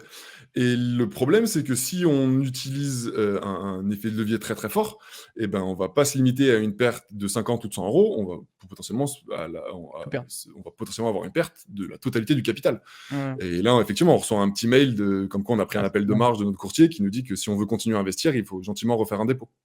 Et ça, je ne l'ai jamais vécu, hein, mais pour avoir échangé avec des gens qui l'ont vécu, je pense que. Et puis même, je ne peux pas l'imaginer, hein. Entre parenthèses, Ça fait pas merci pour les plaisir. commissions que vous nous avez données. Ouais. Merci d'avoir participé. Non, mais complètement, c'est ça. Et, Ouais, ouais. et moi, le pire, c'est quand je vois les gens qui utilisent des gros effets de levier sur les cryptos. Ah Les ouais, ça cryptos, c'est quelque chose qui est déjà très volatile, qui va très très vite. Est-ce qu'on a vraiment besoin de rajouter un turbo sur une voiture qui est déjà très très puissante? Bah, il y a un moment où quand on va trop vite, on risque plus de faire des grosses bêtises que d'aller là où on veut, quoi. c'est clair, je pense qu'il y a vraiment là, mettre du x100, je pense qu'il y a même des cryptos, ouais, qui peuvent x100. Alors moi j'en ai entendu plein quoi, des gens qui sont en effet de levier sur du Shiba, à x100 et cetera, qui attendent que ça pète. Je pense Bravo. qu'il y en a plusieurs qui se mordent les doigts là en ce moment parce que putain ça baisse, ça baisse, ça baisse quoi donc Et ben voilà, mais il y a très souvent des grosses quantités d'argent qui sont liquidées à cause d'effets de levier. ouais. Et je pense, petite parenthèse aussi, mais je pense que les crypto-monnaies auront besoin que ça se purge un petit peu, Mmh. que ça se calme un petit peu par rapport à ça pour vraiment créer quelque chose de beaucoup plus stable et Je beaucoup pense plus que c'est durable. nécessaire. Ouais, je pense que c'est Moi, nécessaire je rien que pense. pour éduquer une partie. Je Ouais, pense que des erreurs au début mais de toute façon, je pense que c'est ça dans la crypto-monnaie, hein. Tu sais, on est vraiment dans un écosystème, dans une technologie qui est très, très jeune. Tu as vu même par toi-même le nombre de plateformes qui ont fermé, c'est incroyable complètement. entre Celsius, BlockFi, on a eu, le cas de Luna avec l'UST, Luna, ouais. enfin bref, FTX, hein. FTX, c'est vrai le plus gros. On a Ouais. vraiment eu des cas vraiment, très, très durs pour l'écosystème, mais moi je me dis et je pense que plusieurs personnes aussi se disent ça, c'est que c'est nécessaire en tout cas pour développer un écosystème ensuite qui aura une C'est meilleure ça. base en tout cas. Ouais. Donc il y a ça comme risque, donc on a parlé d'effet de levier. Est-ce qu'il y a d'autres risques en trading que tu peux voir? Bah, enfin, le risque, globalement, le risque, c'est de perdre son capital. C'est-à-dire, Oui. j'investis une somme et je perds tout. Aujourd'hui, globalement, on est protégé. Alors, sauf peut-être quelques courtiers un peu sombres, mais en théorie, on peut pas perdre plus d'argent que ce qu'on a investi sur notre capital. Donc là-dessus, Mmh mh. le plus gros risque, c'est ça. Après, il y a bien sûr des risques d'isolement, ou si, un peu comme on peut avoir sur d'autres projets, c'est que quelqu'un qui se surinvestit dedans et qui se passionne là-dedans, forcément pourrait le rendre très très chronophage et s'isoler d'une certaine partie du monde. Après, ça, c'est à chacun le gère, et puis c'est valable pour le trading, mais c'est valable sur beaucoup d'autres choses, hein, donc là-dessus, c'est pas forcément une généralité. Mais vraiment, pour moi, le principal risque, c'est de perdre son capital. Et après, il y a il y a plein de choses qu'on peut mettre en place pour justement se protéger de ça. Et donc, Une part, lesquels justement, est-ce que tu peux nous ouais, montrer, par exemple, pour réduire les risques, en bourse? Parce qu'on le sait, hein, si on reprend les chiffres qu'il y a, bah, de toute façon, les courtiers ont l'obligation de montrer ça. c'est ça, Il y a au moins, 80 entre 80 et c'est 90 ça. des jeunes investisseurs qui perdent, qui perdent de l'argent, enfin qui perdent une partie de leur capital, donc ce qui Ou est énorme. leur capital, Et complètement. donc qu'est-ce que tu par exemple, à ces 80, qu'est-ce que tu pourrais leur montrer, pour justement limiter ces risques? Généralement, moi, je le vois, c'est déjà, il faut se former. Mmh. Il y a beaucoup de gens qui voient le trading ou comme un jeu, ou comme un moyen de facilement gagner de l'argent, ce Parce qui que est c'est absolument facilement faux. accessible. Ouais, c'est Parce vrai, que c'est ouais. facilement accessible, et Mmh. on le voit avec les plateformes. Il y a des plateformes, eToro par exemple, je ne leur reproche rien, mais eToro a vraiment démocratisé le trading, et Mmh. aujourd'hui, quelqu'un qui n'a aucune connaissance peut aller sur eToro, peut ouvrir un compte, peut prendre un trade. Je veux dire, il y a rien de compliqué. C'est pas une plateforme où on va froncer les sourcils et on va dire: «Ouh là, mais qu'est-ce qu'il faut faire? À quel moment?» Non, on voit, on peut mettre une limite de perte, un objectif de gain. C'est assez facile, c'est simple, et du coup, les gens y vont, et le fait de le rendre accessible à des gens qui n'ont pas les compétences, généralement, ça pousse un peu les gens à y aller, et au final, il y a des mauvaises surprises. Mmh. Donc, pour moi, la première chose, c'est vraiment de se former. Se former, de comprendre comment ça fonctionne, et après de comprendre les règles du money management. C'est vraiment quelque chose qui, pour moi, est essentiel pour perdurer sur le long terme, c'est d'avoir des règles clairement établies. Et là, une fois de plus, une fois qu'on a défini des règles, c'est bien, mais le plus important, c'est de les respecter. Mmh. Et là, l'humain n'est pas forcément le meilleur. Je pense que tu as pu le voir, il y a eu plein de bonnes résolutions en début d'année 2023. Maintenant qu'on est le 15 mars, je pense que c'est un peu plus dilué. C'est un peu Mmh. pareil sur les règles de management. On peut parfois se dire, OK, je respecte ça, et puis à un moment, ah oui, mais là, c'est un peu différent, du coup, je vais. Là-dessus, il faut être très strict. J'ai défini des règles, je les respecte. Et Ouais. si je veux modifier mes règles, je peux les modifier. Mais tant qu'elles sont établies, qu'elles sont écrites comme ça, et pourquoi pas, moi je conseille de les écrire sur une feuille blanche pour vraiment les acter. Tant qu'elles sont écrites, on les respecte. Et quelles sont les Dans ces règles règles. quelles sont les règles, toi, que tu utilises? Par exemple, ce que j'ai évoqué tout à l'heure, le risque par trade. À chaque position que je vais prendre, je vais Ouais. investir entre 0,5 et 1% de mon capital. Et Et donc, donc c'est et donc c'est et donc 0,5% quand je suis en contre-tendance et 1% quand je suis dans la tendance. C'est clairement défini. Je sais quand est-ce que je prends 0,5, je sais quand est-ce que je prends 1%. Et déjà, rien qu'en faisant ça, je peux me tromper 100 fois consécutivement. Enfin, pour perdre mon capital, il faudrait que je me trompe 100 fois consécutivement. Ça me laisse un OK. peu de marge de manœuvre. Mmh. C'est pas tout à fait vrai, mais on peut dire qu'on a plus ou moins une chance sur deux. Le marché peut ou monter ou baisser. Bon, perdre 100 fois consécutivement, ça paraît un peu difficile. Ça peut arriver, hein, on est bien d'accord, mais voilà. Ça, c'est une première règle qui est très importante. Et le fait de le faire perdurer est très important. Et quand moi j'ai commencé le trading, donc au début, on entend cette règle et puis on essaye un peu de la mettre en place. Et puis il y a un coup où on sent que c'est le trade de l'année. Ce trade-là, ah oui, mais là, c'est sûr que ça va partir dans cette direction-là. Ah bah là, je vais pas mettre 1%, je vais mettre au moins 10 ou 15%. Mmh. On va retenir qu'on n'est jamais sûr de rien Ah oui, et je vois. que c'est incohérent de faire ça en réalité. On respecte pas notre plan et au final, on met 15% et puis le marché se retourne et puis on perd et puis on a perdu 15%. Alors que peut-être que sur les dernières semaines, on était en positif, et ben on vient d'effacer la performance de plusieurs semaines en un seul trade. Donc Ça n'a ouais, aucune en gros, cohérence. tu préconises plutôt à cela de définir donc, Être le strict. maximum, ce que j'appelle le maximum de drawdown, c'est-à-dire le maximum de pertes Par qu'on exemple. peut encaisser sur un trade. Par exemple, je sais pas, Ouais. vous mettez 100 € sur un trade, donc toi, par exemple, là, tu acceptes combien de pertes? Tu acceptes d'aller jusqu'à 50 € de pertes, non, c'est ça? 100 Environ? euros dans l'idée. Imaginons, 100 € je tu prends, OK. ouais, je prends un capital de 10 000 euros où j'investirais du Ah coup oui, un par pour rapport cent à de ton mon capital, capital. Ouais, OK. Mmh. voilà, 1% de mes 10 000 euros, ça me fait 100 euros. Mmh. Ces 100 euros là, je vais faire un calcul qui va définir que je vais pouvoir définir une limite de perte sur le marché. Et si le marché vient toucher ma limite de perte, j'aurais perdu mes 100 euros. Et du OK, coup, ouais, je vois. c'est réglé, je perds. Et ça aussi, c'est quelque chose d'important, c'est d'avoir une limite, une invalidation, une limite de perte, où on définit que si le marché vient dans ce niveau-là, je dois prendre ma perte. Ça invaliderait mon plan. Imaginons, j'ai imaginé que le marché allait continuer de monter et j'ai voulu prendre un achat. Au final, le marché se retourne, il invalide un peu cette tendance haussière et il part en tendance baissière. J'ai pas de raison de rester dans cet achat-là. Je me suis trompé, ça arrive. On peut pas toujours avoir raison. C'est comme dans la vie, hein, on peut pas toujours avoir Ouais, mais raison. il y a des gens pour revenir sur ouais, je me suis trompé, il y en a qui acceptent pas l'erreur. Complètement. C'est-à-dire qu'il y en a, ils ont un moi bon, je vais dire honnête moi j'ai de l'ego, on On l'a a on a tous, hein. tous Non, mais une on l'a petite tous. partie voilà, on a tous une petite partie d'ego et quand on perd, voilà, ces 100 €, imaginons ça serait l'erreur, je pense, tu vas être d'accord avec moi. Mais ces 100 euros, par exemple, on dit: «Ah, on a perdu. Non, j'accepte pas de perdre ça, c'est pas possible, je vais recommencer». Complètement, Donc en fait, dans la même journée, vous réinvestissez 100 euros. Et là, vous c'est ça. reperdez. Et là, vous faites: «Non, mais attends, ah oui, je sais, d'accord, Ouais, c'est pour c'est ça qu'en fin différent. de compte, j'ai perdu. Bah, attends, bah, je recommence». Et là, en fin de compte, OK, vous gagnez peut-être, mais bon, vous avez perdu combien au total? Vous avez perdu 200 euros et vous avez gagné peut-être 10 euros. Et bah, c'est une journée perdante. Mais je pense Complètement. que ouais, je te rejoins sur ça, sur, peut-être, dans une journée, peut-être, avoir des cartouches, c'est-à-dire, bah, c'est Xavier Fionneau aussi qui parlait de Ouais, ça, qui est extra aussi, je le suis, un petit coucou s'il nous écoute. absolument. Un grand C'est coucou et vraiment un grand merci. un grand merci parce que c'est vrai qu'il éduque beaucoup de personnes sur ça, sur le trading. Et puis, il Heu, partage énormément. il partage énormément et il parlait de cartouches, c'est-à-dire que voilà, vous essayez Ouais, une fois, vous vous trompez, OK. Vous essayez une deuxième fois, OK, bon terminé, moi j'arrête ma journée, terminé. Et ça complètement. sert à rien d'essayer de relancer, mais c'est vraiment mais ça, c'est encore psychologie. Ça, on est encore dans de la psychologie. C'est pour ça qu'on dit que le trading, c'est vraiment beaucoup de psychologie. C'est qu'en fin de compte, 80 on est dans de la un psychologie. exactement, là, vous êtes à fond dans le casino. Vous êtes dans le casino, en fin de compte, vous vous cramez, c'est-à-dire: «Ah bah, vous avez mis sur le rouge. Ah bah, attends, là, je suis sûr que la prochaine fois, ça va tomber dans le rouge». Bah, vous relancez la bille. «Ah bah, c'est tombé encore dans le rouge. Ah bah non, bah, je vais mettre noir cette fois-ci. Enfin, je vais mettre rouge» et non, ça tombe dans le noir et donc vous perdez, vous perdez, vous perdez jusqu et c'est pour ça qu'il y a beaucoup de personnes aussi et je pense que c'est très important de les sensibiliser par rapport à ça.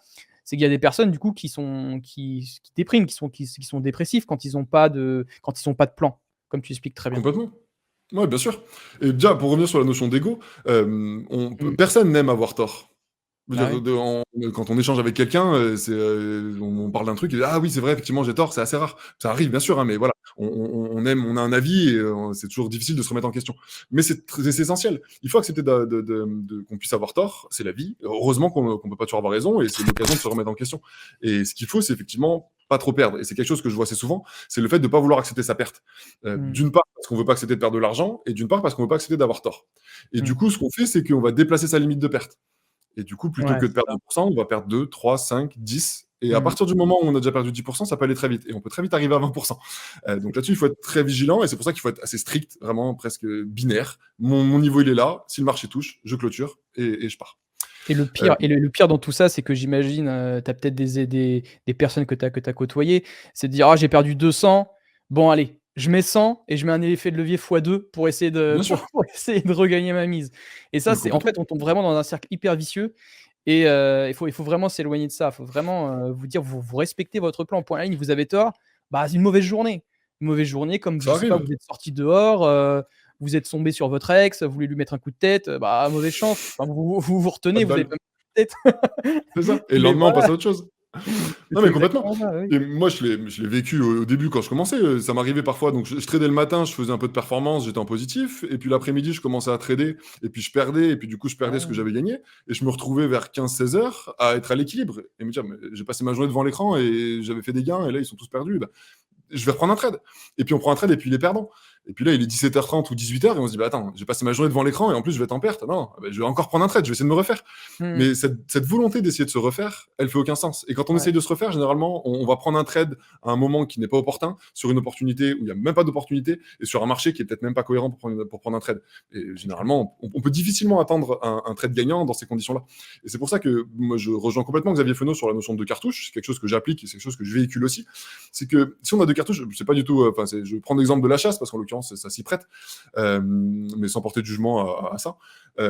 Si on part à la chasse et qu'on a que deux cartouches, au moment où on va appuyer pour tirer, c'est on sera potentiellement dans les bonnes conditions, quasiment proche des meilleures conditions. Alors que si on y va avec 13 chargeurs, ben on va avoiner dans tous les sens. On s'en fiche, on a des balles.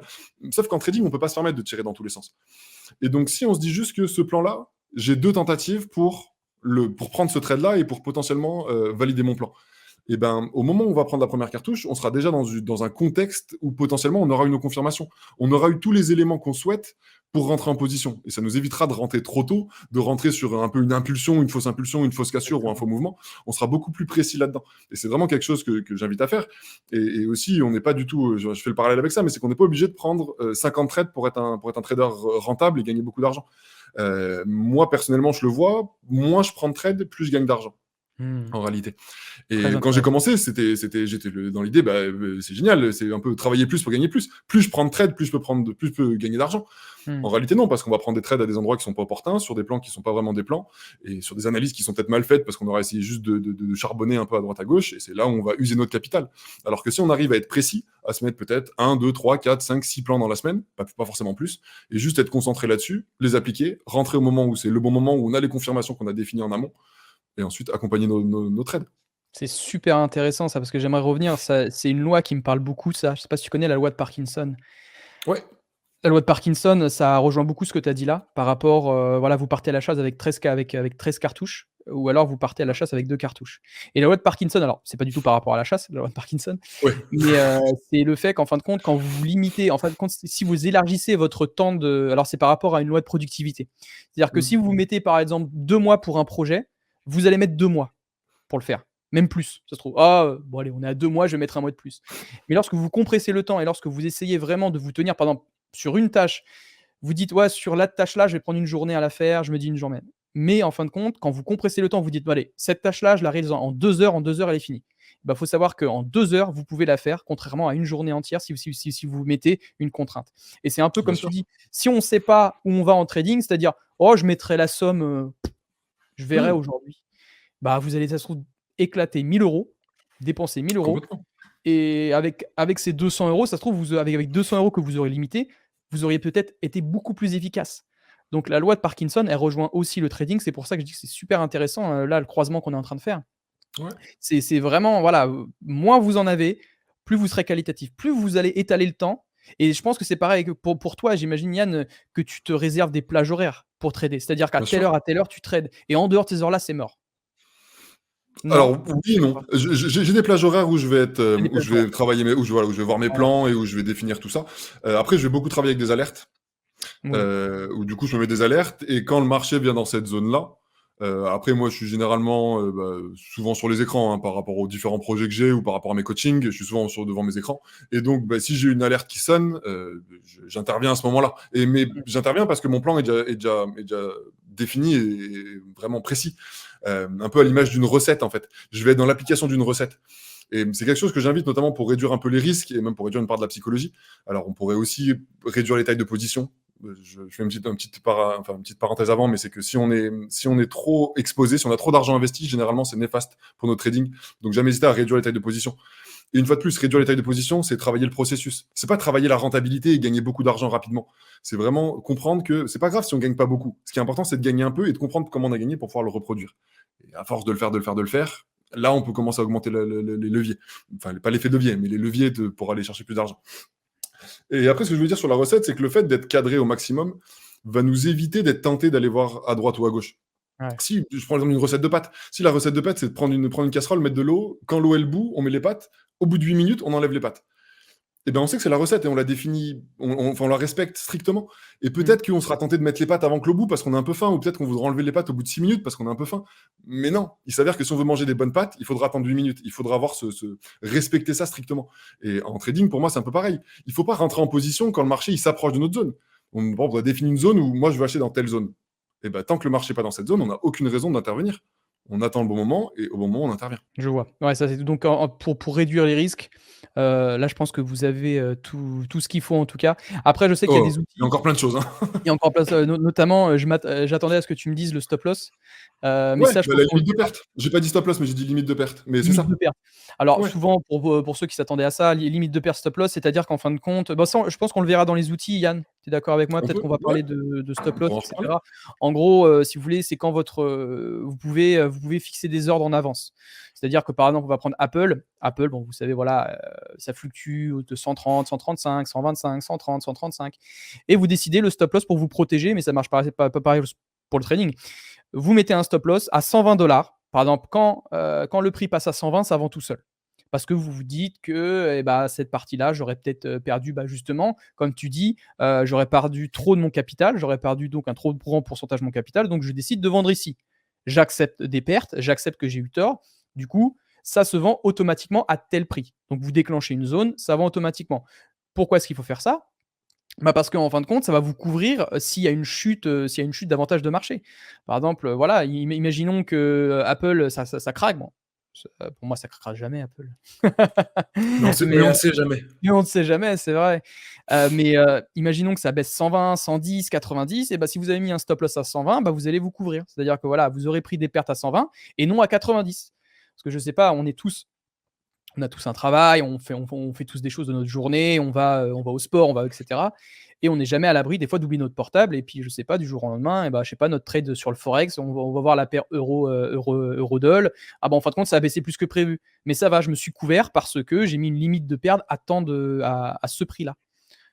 C'est comme ça, Complètement. j'imagine que tu fais, Yann, aussi. Complètement, ouais, c'est ça. Mmh. Quand je prends un trade, j'ai une opportunité, j'ai une tendance qui est haussière, je jette à prendre un achat, je prends un achat, j'ai une limite de perte, j'ai une limite d'invalidation. Et je considère que si la tendance haussière elle est remise en question et que le marché il veut descendre, j'ai aucune raison d'être à l'achat sur un marché qui descend.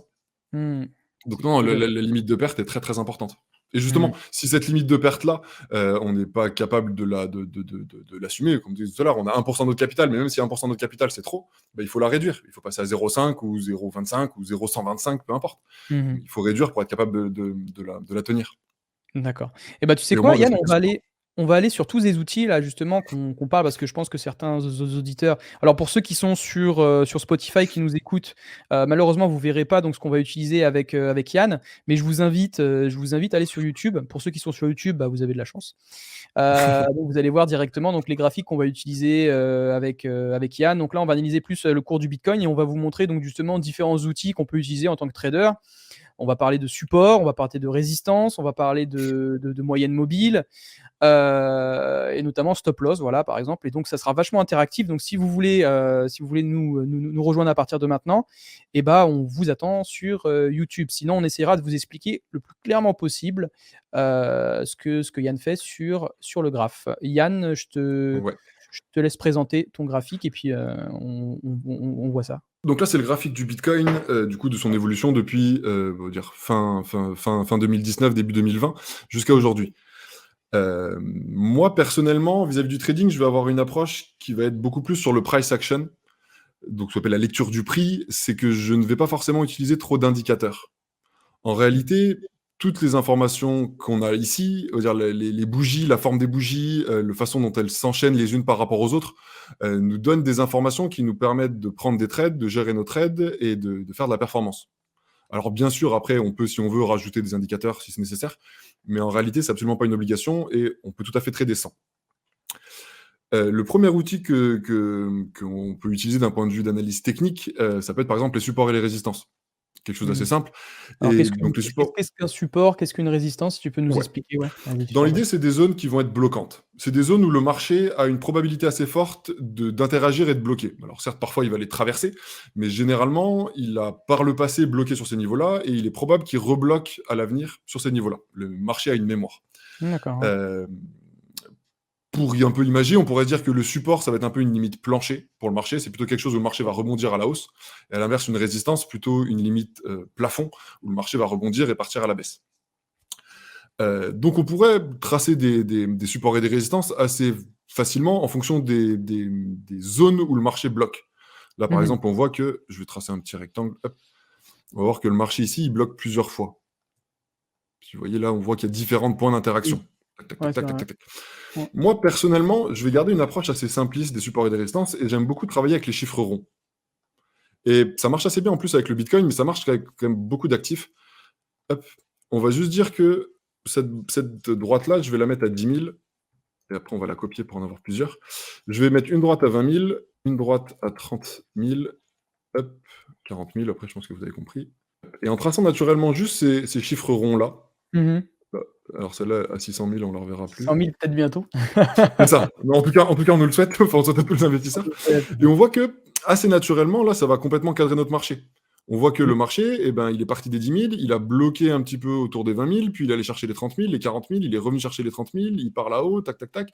Mais on voit qu'il fait un peu des allers-retours. Là, pareil, il bloque entre 30 et 40 000, il revient chercher là. Là, ce niveau-là, il n'est pas non plus complètement anodin. On est assez proche des. Hop, je vais venir mettre montrer là.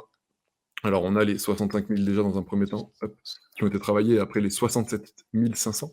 Mais un peu pareil, après, on voit, il redescend ici, et globalement, il y a pas mal d'interactions régulières. Et on voit que la zone des 20 000, c'est une zone que le marché a en tête, que le marché travaille, et globalement, où il la traverse dans un sens, ou il la traverse dans l'autre, mais il tourne C'est vrai autour. c'est vrai que c'est marrant là, tu vois là, juste on a vraiment un rebond pile poil sur les 20 000. Et là Là, si aussi, tu bien vois sûr. là sur le dernier là, tu vu là, Ouais. ça rebondit pile poil dessus, hein. Complètement et c'est assez logique. Le marché, il était bloqué un peu ici, proche des 15 000, des 16 000. Il arrive à traverser dans ce sens-là. Il revient chercher cette zone de liquidité. Dans l'idée, c'est une zone qui le bloquait. C'est une zone un peu qui jouait le rôle de plafond pour lui avant. Maintenant qu'il a traversé, il veut vérifier si cet ancien plafond fait un bon plancher. Et là, il vient chercher son plancher. Visiblement, il peut s'appuyer dessus. Et visiblement, maintenant, les acheteurs défendent la zone des 20 000 et les vendeurs ont plutôt tendance à partir à ce moment-là, à prendre leur gain parce qu'ils savent que c'est un niveau qui peut les bloquer. Et au final, le marché a une réaction haussière. D'accord, donc tu parlais aussi de mémoire de marché, c'est parce que tu penses que du coup, tout ce qui est résistance et support, le marché, le price, enfin l'a déjà en tête? C'est-à-dire, bon, quand on Ouais, dit que là en mémoire, j'imagine que c'est la mémoire des investisseurs, c'est-à-dire que, c'est ça. c'est un peu une résultante, c'est-à-dire qu'il y en a beaucoup qui s'appuient sur des outils comme ça, du coup, c'est un peu un effet autoréalisateur? Complètement, un peu. Ouais, il y a de ça. Je prends l'exemple des plus hauts qui ont été faits, hein, la résistance un peu des 60 000 et des 65 000. Quand le marché va repartir, si un jour le marché repart, hein, attention, ce n'est pas un conseil en investissement, mais si le Mmh. marché repart à la hausse et qu'il revient chercher ces zones-là, il est très probable que dans ces zones-là, il y ait des interactions. Parce que certains vont se souvenir que c'était le plus haut historique, donc certains vont prendre des gains, et toujours pareil, ceux qui vont acheter à 20 000 vont forcément chercher à prendre des gains. Ceux qui Ouais. voudront l'emmener plus haut vont chercher à le casser, mais il y aura forcément des interactions proches de cette zone parce qu'on sait que par le passé, ça a bloqué. Mais comme pour les 50 000, comme pour les 40 000. Et puis même, c'est aussi quelque chose qui va servir un peu de construire ses plans. Je prends mon exemple à moi, par exemple, mon exemple sur le Bitcoin en termes d'investissement à long terme. Moi, ma vision, c'était de dire qu'à partir du moment où il redescendait en dessous des 35 000, j'achetais ces zones-là. Et donc, j'ai eu pris des points d'entrée à 35 000, à 30 000, à 20 000, et là, dernièrement, proche des 17, des 16-17 000.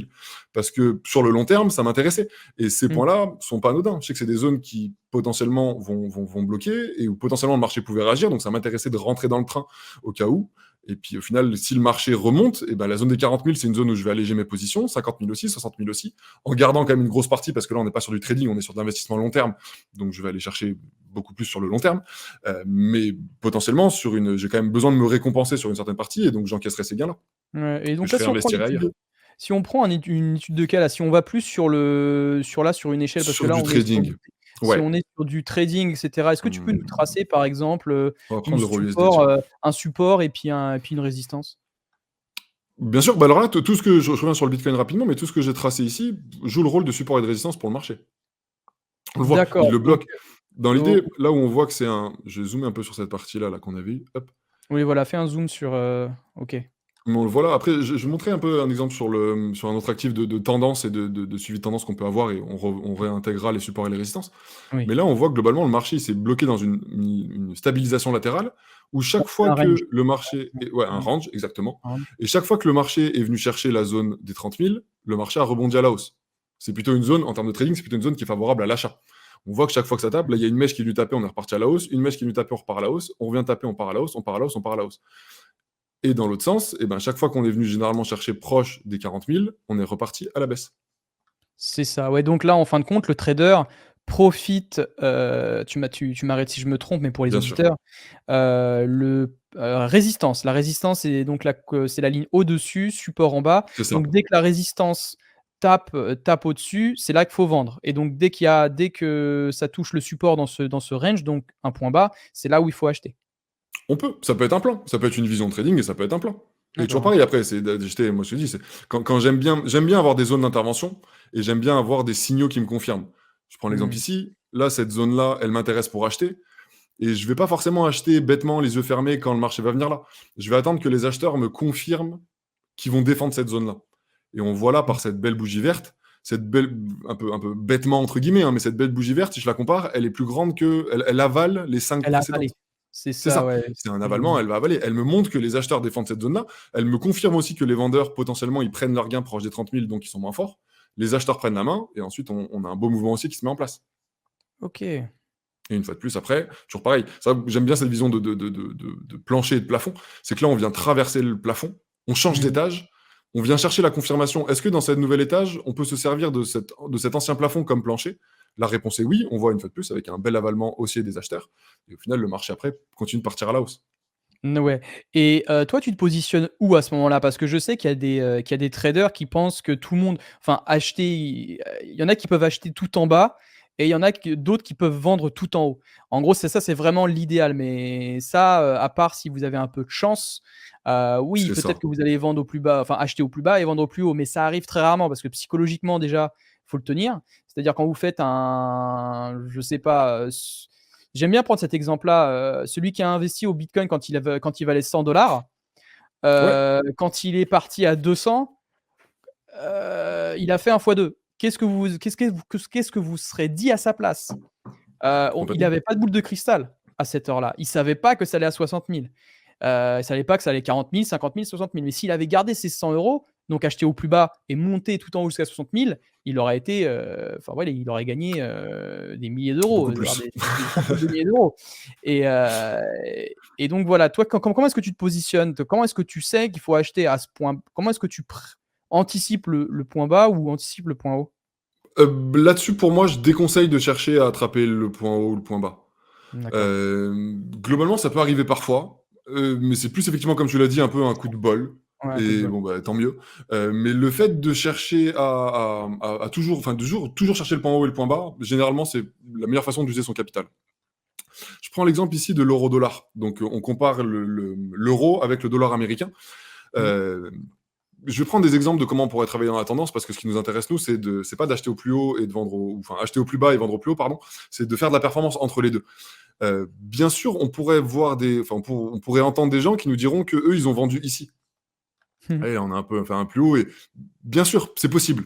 Mais généralement, il est possible que celui qui a pris une vente ici, eh ben, il avait aussi pris une vente ici et peut-être une autre ici et peut-être une autre encore ici et Mmh. peut-être une autre encore ici et ça fait peut-être 8 fois qu'il essaye d'acheter le point le plus haut, qu'il use son capital et qu'il perd de la performance et effectivement, au bout d'un moment, il y arrive et il pourra dire: «Ah ben génial, j'ai acheté au point j'ai commencé à vendre au point le plus haut». Bravo, mais si tu as usé tout ton capital avant, généralement, ça Ouais. fait pas forcément de sens. Et là-dessus, on va voir que, quoi qu'il arrive, on n'est pas obligé de chercher à intervenir toujours au plus tôt. Là, on voit que le marché, il était clairement en tendance haussière. On va se mettre une petite flèche là. On voit que le marché, il montait, clairement. Ouais, ouais. Mmh. Donc, dans l'idée, c'est que l'euro prenait plus de valeur et le dollar en perdait un peu. Du coup, ce qui fait que l'euro comparé au dollar américain montait. On voit qu'ensuite, le marché, il a un peu marqué un palier ici. Là, on pourrait dire qu'on a une zone de résistance. De résistance Une là, fois ouais, de en effet. plus, voilà. Ouais, ça a Moi, bloqué là, là. tu vois, en la positionnant de façon un peu aléatoire, mais enfin, sans trop de précision, on voit qu'on tombe sur 1,2298. Ouais, Bah, par là. moi, Ouais, ouais. généralement, voilà, je vais travailler avec les 1,23. Je sais que c'est plus ou moins la zone des 1,23 qui, actuellement, fait réagir le marché Mmh. et on va même vraiment pas suranticiper, on va laisser le marché se bloquer là. Le marché ici, s'est bloqué une fois de plus dans un range où il tape en haut, vous voyez, il a eu un peu du mal à redescendre tout de suite. Mmh, mmh mh. On peut le laisser dans ce range-là, quoi qu'il arrive. Le marché est rentré par le haut, il bloque, il latéralise, pourquoi pas, on peut le laisser. Et à partir du moment où il va sortir par le bas, OK, bon bah là, on a un peu la confirmation qu'on a une tendance baissière qui est en train de Baissière. s'établir. Ouais. Ouais, Ah oui, là, c'est clairement, là, plus on nous voit un canal, on voit vraiment un c'est canal ça. baissier ici. Ouais, oui. Voilà, on a un beau Ah canal. oui, on a même un range dans le canal baissier. Ah oui. Complètement, ouais, c'est ça. Et après, moi, là où j'apprécie intervenir, c'est dans ce qu'on va appeler plus ou moins des zones de convergence. Mmh mh. C'est des zones où je vais avoir un blocage, une résistance horizontale, une résistance ou un support horizontal et une résistance ou un support incliné. Ici, dans mon canal baissier, quand je l'ai représenté, en réalité, le haut de mon canal haussier, c'est une résistance. Parce que Oui. chaque fois que le marché vient dessus, il repart à la Ouais, baisse. Et ouais. le bas de mon canal baissier, lui, c'est un support, puisque chaque fois que le marché tape dessus, il a tendance à repartir à la hausse. Mmh Et mh. donc moi, je vais chercher des zones de convergence. Je vois qu'ici, le marché, il a bloqué un peu. On va zoomer un Ouais, peu ouais, c'est plus. vrai. Hop. Il a Ouais, bloqué c'est-à-dire qu'il une a fois, 2 fois, 3 fois. là où montre Yann, c'est-à-dire que ça a bloqué au milieu du canal. Ouais. Ouais. Et si je prends cette zone-là qui, du coup, a été travaillée par le marché, où je vois que, hop, ça a bloqué déjà des premières fois. Si Ah oui. j'étends un peu cette zone-là, et ben là, je vais pouvoir trouver un peu une zone de convergence. Ici, là. Et on voit que, moi, c'est là où j'aime intervenir, c'est de dire que ma zone d'intervention, hop, ce sera ici. Et c'est dans cette zone-là que je vais chercher des ventes. Mmh. Tant que mon canal baissier n'est pas invalidé, et tant que ma résistance, enfin mon ancien support devenu résistance horizontale tient, potentiellement je le travaillerai.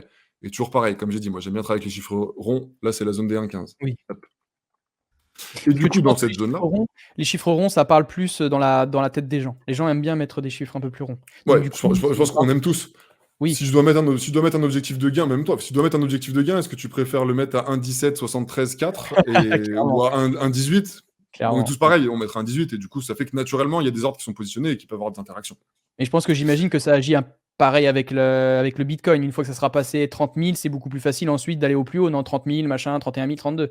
Vu que c'est un Ouais, chiffre rond, je pense qu'il y en a, complètement. psychologiquement se dire, mais c'est vrai qu'on a souvent eu ça en fin de compte, Même sur les les gens actions, hein. aiment bien, en fait, c'est même pour la foule, c'est-à-dire que plus il y a de monde qui se concerte sur un chiffre, plus grand sera le mouvement.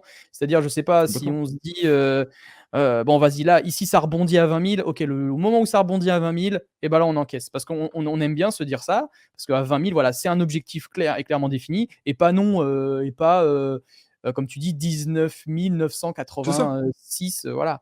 Donc c'est vrai que complètement. du coup, on est un peu sur un effet autoréalisateur, c'est-à-dire que vraiment, bah, plusieurs personnes se mettent d'accord sur cette charte et je pense que j'imagine c'est pareil avec les résistances et supports. Il y a plusieurs Ouais, investisseurs qui se mettent d'accord sur ça, donc c'est pour ça que ça fait ça. complètement et ça marche Ouais, aussi, je fais l'exemple avec les actions, mais c'est tout à fait ça. Il y a ce lien-là. Là, je prends d'accord. l'action de Tesla. Alors, je peux rester peut-être en daily, on va voir si on a un peu de hop, mais Ah oui, oui, oui. globalement, Heu, alors je vais mettre en hebdomadaire, on verra un peu plus clair. Mais yes. globalement, on voit que le marché, il est monté, il a traversé la zone des 200 pour aller bloquer sur les 300, pour rechercher les 200, pour bloquer sur les 250, rechercher les 200, retraverser, traverser les 300. Une fois qu'il a traversé les 300, il est allé chercher les 400, il retape 300, il va chercher 400, etc., etc. Et globalement, ces chiffres c'est assez. J'aime pas dire que c'est facile, mais c'est pas non plus très compliqué de juste racheter des chiffres ronds là-dessus. On voit Mmh. que globalement, ça cadre bien mon marché et ça monte des zones de blocage à chaque fois où le marché a réagi et est reparti dans l'autre sens. Et c'est vrai que ton histoire de chiffre rond là, c'est vrai que ça marche super bien, putain. C'est vrai que Et en plus, ça cale à chaque fois à ces endroits-là, quoi. Genre ça là, permet par de bien exemple, cadrer en tout cas. ah ouais, ouais. Et alors globalement, là, c'est évidemment, il y a aussi une notion de pas. Voilà, je pourrais dire j'ai un pas de 100. Tu vois, je fais 100, 200, 300, 400. Mais après, il y a des actions où ça peut être peut-être 150, 165, 180, et voilà, le pas serait de 15, quoi. Mmh. Euh, Donc là, mais par c'est exemple, si on prend l'exemple sur Tesla, vu que ça a tapé sur les 200, là, c'est en train de redescendre. Tiens, on va faire un cours. Est-ce que moi je short. Par exemple, là, je short jusqu'à, je sais pas. en Est-ce que termes moi en termes de trading. là, ouais, moi je me dirais, par exemple, là, tu sais, sur la dernière courbe, là, tu vois, Ouais, là, on redescend, tu vois, ça a tapé les 200, et potentiellement, moi, je shorterais jusqu'à 100. très cohérent, bien Est-ce sûr. que, ouais, c'est cohérent, mais alors, pour me protéger, toi, est-ce que tu mettrais quelque chose là? Parce que je pense que, tu vois, il y a des auditeurs, qui sont en train de nous regarder sur YouTube, tu vois? Je pense qu'ils penseraient pareil que moi. Du coup, ils se diraient: «Bon, prophétie autoréalisatrice, ça redescend, ça va redescendre à 100, tout le monde s'est mis d'accord, on pense, après les probabilités font que ça va partir à 100. Mais si ça part pas à 100 sur notre short, donc short, ça veut dire quoi? Parce qu'il y en a, je pense, qui comprennent pas. Shorter Shorter Tesla, c'est juste parier, c'est-à-dire qu'on va gagner de l'argent lorsque le prix va descendre. Lorsque le prix descend, Investir à je la gagne de baisse. l'argent. Je fais juste une petite parenthèse. Je déconseille d'utiliser trop le mot parier. Même pour Oui, notre vocabulaire, voilà, c'était plutôt investir à la baisse ou investir à la hausse. investir à la hausse. Voilà, le Tu as raison. pari a un côté un peu trop aléatoire. Oui. Là, on le fait on le fait pas juste je sens que ça va mon petit doigt ou je sens au nez que ça va monter ou ça va descendre. C'est Même plus de le faire par psychologiquement. rapport à des arguments C'est vrai concrets. que se dire, Complètement, voilà, qu'on investit, voilà, on n'est pas sur de la rigolade, on est complètement, vraiment sur voilà, quelque chose. Et là, du complètement. coup, on est sur ta divergence, du coup, j'imagine. Bah, C'est là, ça? je suis assez d'accord avec ton plan, hein. Le flux actuellement, il est baissier, il est Oui. vendeur. Là, qu'on soit bien d'accord, hein, les flèches vertes qu'on voit, c'est des points d'entrée sur du long terme. C'est du stock picking où là, c'est voilà, c'est quelque chose qui va durer plusieurs années. Donc faut pas forcément non, je peux les enlever, je les remettrai. Hop, on va enlever ces zones d'achat. Mais là, la tendance est baissière. Le marché est venu taper le bas du canal. Il revient rebondir ici et il est bloqué par l'ancien support qui maintenant joue le rôle de résistance. Ah ouais. Et en plus, moi, il y a un autre outil, puisqu'on parle des outils, un autre outil que j'aime bien utiliser, c'est le retracement de Fibonacci. Ah ouais, ça, c'est Heu, compliqué. Ça, vas-y, Ça peut être balance. compliqué, mais pareil. Je ne vais pas rentrer dans les détails, dans la suite de Fibonacci et dans tout ce que ça peut impliquer. Je vais juste Ouais. me baser sur les 50%. Ça aussi, alors Xavier Fono aussi les utilise beaucoup, et moi je trouve ça plein de sens. Mais on va dire que s'il y a un gros mouvement vendeur ou acheteur, mais tant que les 50% de ce mouvement sont pas retracés, sont pas repassés dans l'autre sens, c'est que potentiellement que ce flux-là peut continuer. Et là, on le voit D'accord. assez bien, c'est que le flux vendeur, il s'est matérialisé. Et Ouais. ici, je vais tracer un petit rectangle pour le visualiser. Hop. Ici, là, on a la zone des 50%. Les 50% n'ont pas été repris par les acheteurs. Les acheteurs n'ont pas réussi à repasser 50% de ce niveau-là. Donc là, la Donc majorité des potentiellement gens sont mis d'accord pour donc vendre à 200 quoi. c'est ça, pour potentiellement aller rechercher des ventes et Après si on rechercher des devrait ventes. imaginer un plan de trading, effectivement, là, suite à l'impulsion baissière qu'on a ici alors après là, je fais un plan pour faire un plan, hein, mais en réalité, par rapport aux fondamentales et tout ça, ça fait pas forcément de vraie cohérence. Mais si on devait prendre une position, c'est juste pour donner un Mmh. exemple, on pourrait mettre du coup une limite d'invalidation au-dessus de ce niveau-là. Ah oui, là, on voit ton stop, on voit ton Voilà, c'est ça. OK. Donc la zone rouge, c'est mon stop, qui est modélisé ici. Donc toi, tu Hop, mettrais ton stop à 225. OK. proche de cette zone-là en tout cas. Et Proche après ah mon oui, objectif de gain proche de la sortie du canal. c'est ça. L'idée, c'est de se C'est vrai. dire que effectivement, si le marché, il vient traverser les 200 à la hausse, bah, Mmh. potentiellement, il va ce qui jouait le rôle de résistance va maintenant potentiellement jouer le rôle de support. En plus, il Ouais, va passer les 50% du flux vendeur qu'il y avait précédemment. Et en ouais. plus, il va peut-être pouvoir sortir effectivement du canal baissier. Bon, bah, ça plus ça, là, j'ai Mmh. intérêt à prendre ma perte. Parce que si le marché il veut partir à la hausse, qu'il parte à la hausse. Mais moi, j'ai pas d'intérêt à garder une position à la vente et à me dire, Ouais. j'espère qu'à un moment, ça va redescendre. Et petite parenthèse aussi là-dessus, vraiment d'un retour d'expérience, 99% du temps, alors maintenant je me le dis plus, heureusement j'ai rectifié le tir, mais quand je me disais j'espère que ça va aller dans ce sens-là, quand j'espère que ça va aller quelque part, c'est que j'ai plus aucun argument concret qui me laisse penser que ça va y aller. Et que je suis que dans l'espérance, dans je croise les doigts et j'attends que ça se passe. Mais si on Mmh. n'a plus d'éléments concrets qui nous disent que le marché peut nous donner raison, en réalité il vaut mieux prendre sa perte et passer à autre chose. D'accord. Ouais, en fait, tu combines plusieurs éléments pour valider le mouvement. C'est bien ça. En gros, ouais, Ouais, si tu dis: «J'espère que», c'est-à-dire que le «j'espère», c'est que ouais, parce qu'on n'a pas inconsciemment, c'est que d'argument tu as rien concret. derrière la tête, quoi. Complètement, c'est ça. Ouais. Et, et pour juste revenir sur l'euro USD, du coup, sur ce que je présentais, hop, c'est de se dire que, on va se mettre en daily. Hop, sur ma zone là, moi ce que je vais attendre, c'est du coup effectivement une zone de convergence, donc un moment où le marché va revenir sur une zone de donc la résistance haute de mon canal et la résistance horizontale. Et ensuite, dans cette zone-là, je vais attendre toujours une impulsion, une confirmation que les vendeurs défendent la zone. Ah puis ça, c'est beau. Parce que ça, après, c'est si je Peut-être me ça, trompe pas alors après, je sais qu'il y a tu ou marches ça. pas avec les patterns. C'est-à-dire les patterns, c'est-à-dire qu'il y a il y a des dessins qui font que, une suite de mouvements qui Absolument, des amènent figures chartistes. des figures chartistes, en Complètement. gros, qui amènent à un principal mouvement. Par exemple, là, on est sur un double top, c'est bien ça? C'est-à-dire que dès que ça touche 2 fois, la résistance au-dessus, potentiellement, donc c'est voilà, c'est un autre élément qui permet de confirmer ou pas notre mouvement. Ouais, Un double top nous dit: «Ah bah, s'il y a double top, c'est-à-dire qu'il y a eu 2 essais faits par les acheteurs, ça a été rejeté 2 fois. Potentiellement donc, ça va partir à la baisse». c'est ça. C'est Alors ça? après, le double top, j'imagine que tu le vois comme ça? Oui, ouais, un M. Ouais, Ouais, c'est c'est ça. ça. Mmh. Je suis assez d'accord, sauf que dans l'idée, pour que ce soit validé, c'est qu'il faudrait que le marché vienne de plus bas. Il faudrait qu'il y ait eu un flux acheteur avant. Ah oui, oui, c'est vrai que là, on était un peu sur une ligne droite, ouais, tu as raison. Ouais, Enfin sur mais une, pour te donner ouais, raison, en réalité, on en a un ici qui est un peu plus petit, mais où le marché, il a bloqué une première fois, il est mmh. revenu descendu un peu, il est revenu pile chercher la même zone là-haut, Ah hop, ouais. et là, il est Ah ouais, un descendu, il est parti comme ça. 7e.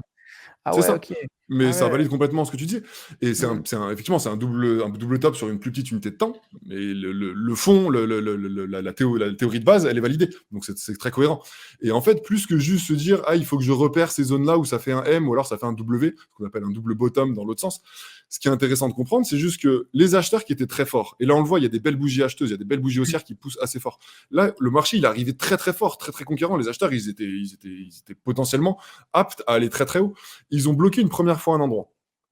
Ok, ils sont redescendus un peu. Ils ont essayé de repousser, de relancer la machine. Ils ont rebloqué une deuxième fois au même endroit.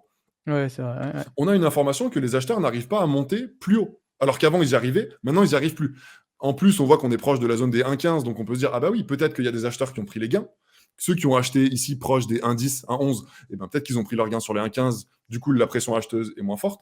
En plus, les vendeurs, eux, défendent la zone parce que, comme on l'a dit, on est dans une tendance baissière. Ben, ça, plus ça, fait que les acheteurs s'essoufflent, les vendeurs reprennent la main, et ensuite les vendeurs vont amener un mouvement.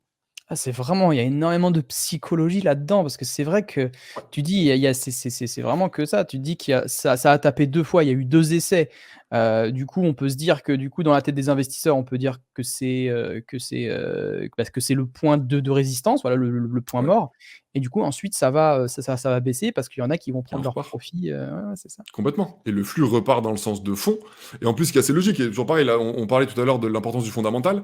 Là, d'un point de vue fondamental, on était sur vraiment le contexte de l'inflation assez brute, où en Ouais, plus, c'est donc on ça. était en 2022, donc on est il y a un an, où la Banque Centrale Européenne ne prenait pas forcément de décision pour augmenter les taux directeurs, quand à l'inverse, les banquiers américains, enfin la Fed, pardon, la Banque Centrale Américaine, elle prenait décision de le faire, et du coup, le dollar partait à la hausse et l'euro partait à la baisse. Et c'est ce qui fait que l'euro-dollar, lui, part à la baisse. Et donc, quand on a une convergence de l'analyse technique et du fondamental, bah, c'est beaucoup plus facile de travailler. Et ensuite, après, Clairement. on va accompagner ce flux vendeur. Et après, Et cette vision-là, on peut le refaire, hein. Même là, si je ouais, retrace un canal. Et donc, c'est vrai que pour conclure là-dessus, c'est-à-dire qu'on n'est pas obligé d'acheter le point haut, enfin de vendre le point haut et d'acheter au point bas. On peut en réalité attendre qu'un flux se modélise, et quand un flux se modélise, on l'accompagne. Et là, tu vois, ouais, une fois de plus, proche de la zone des 1,08, le marché, il a bloqué là. Hop, je vais rezoomer un peu et je vais enlever celui-là. chiffre rond, Hop, ouais. chiffre rond, et là, j'ai ma zone de convergence. Et là, le marché, il vient pile rebondir là-dessus. Toujours pareil, et pour être un peu dans la lecture des bougies, on voit que cette bougie-là, tu vois, là, j'ai une impulsion vendeuse. Ouais, J'ai une il y a la bougie même qui, taille de bougie là, ouais, j'ai remarqué, ouais. voilà, elles font la même taille, et en plus, j'ai une mèche par le bas.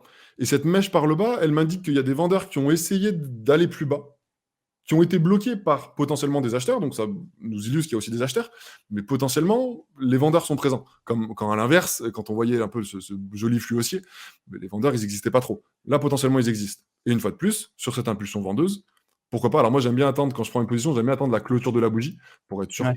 de ce qu'elle représente. Mais pourquoi pas prendre une position? Et on est toujours dans le même plan. Ma limite de perte, mon invalidation, elle est au-dessus de cette zone-là. Si le marché, il casse mon canal baissier plus ma zone de résistance, eh ben, on le laissera partir à la hausse et nous, on prendra notre perte et puis on passera à autre chose. Mais si on Mmh. travaille dans ce sens-là, et l'intérêt, et là, c'est pour moi très important, c'est vraiment travailler dans le sens de la tendance. C'est que ouais, je peux enchaîner des Oui, tu positions dans travailles ce dans sens-là. Là, pareil, on voit une fois de plus pression vendeuse. Ici, ouais. avec la bougie rouge, on peut prendre une vente. Et l'intérêt, c'est de dire que même la vente qu'on a vue précédemment, hein, toutes ces ventes-là, on peut les tenir et chercher à les accompagner le plus longtemps possible. Mmh. Ouais, Et parce que pour être la tendance devient aussi du coup un indicateur à part entière. complètement. Et surtout, une Moi je tendance va se retourner qu'une seule fois. Donc si ouais, on ouais, l'accompagne, on l'accompagne, on l'accompagne, et ben, on va faire des gains. Et la fois où elle va se retourner, juste pour être complet, pour mmh, pas montrer que des gains, mais ici, là, la tendance, elle se retourne. Et peut-être quand bien même, je serais sur mon même plan, je veux dire, limite, ici, là, j'aurais pris cette vente-là. Hop, hop. on J'ai dirait mis mon qu'on invalidation ici. c'est marrant Mon ça. objectif est là.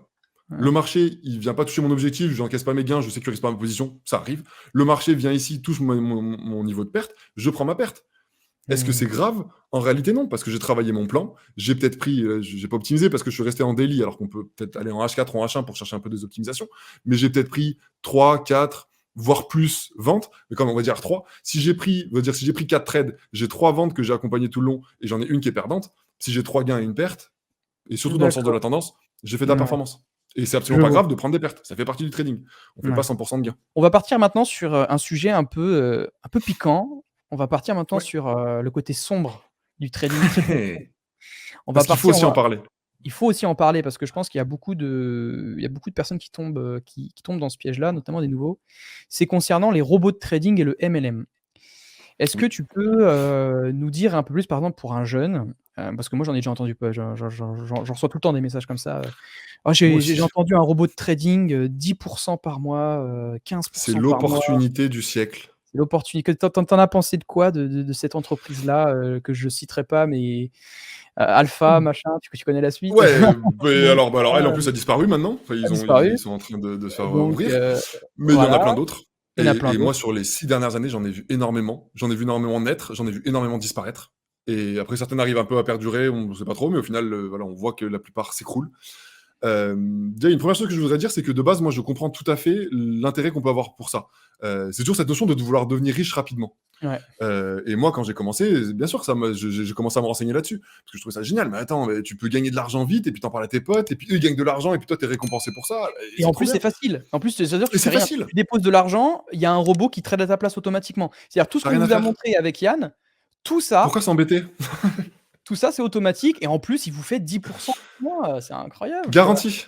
C'est Gar ça. garantie. Et une fois qu'on pousse un peu la chose et moi je suis quelqu'un de très sceptique, donc Ouais, forcément j'ai poussé la chose et quand je vais voir, on voit qu'il y a plein d'incohérences et quoi qu'il arrive, pour moi la première grosse incohérence, c'est de garantir un rendement mensuel élevé, 10 ou plus, parce que il y a 2 jours, on m'a proposé un 42.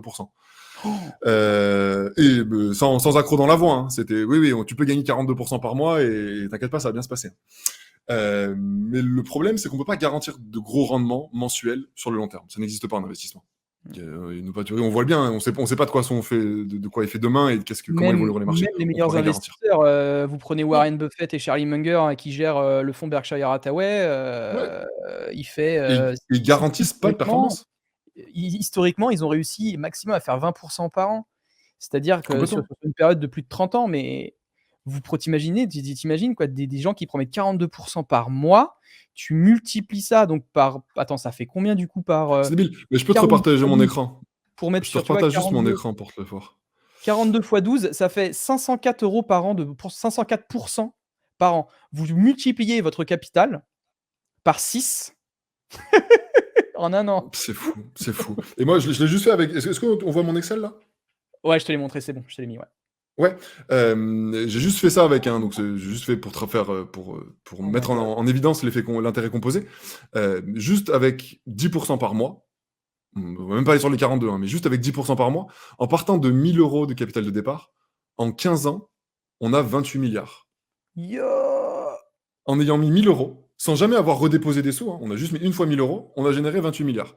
Sans rien faire, facilement et rapidement, parce qu'en 15 ans, générer 28 milliards en 15 ans, c'est quand même assez rapide. Fondamentalement, ça n'a aucune cohérence. Et toutes les personnes qui mettent en avant ça, quand moi je leur évoque ça et que je leur montre ça, ah oui, mais attends, mais on sait pas, et puis tu sais, l'investissement, il y a des risques, et puis on sait pas. Oui, mais fondamentalement, ce que tu me vends aujourd'hui, c'est ça.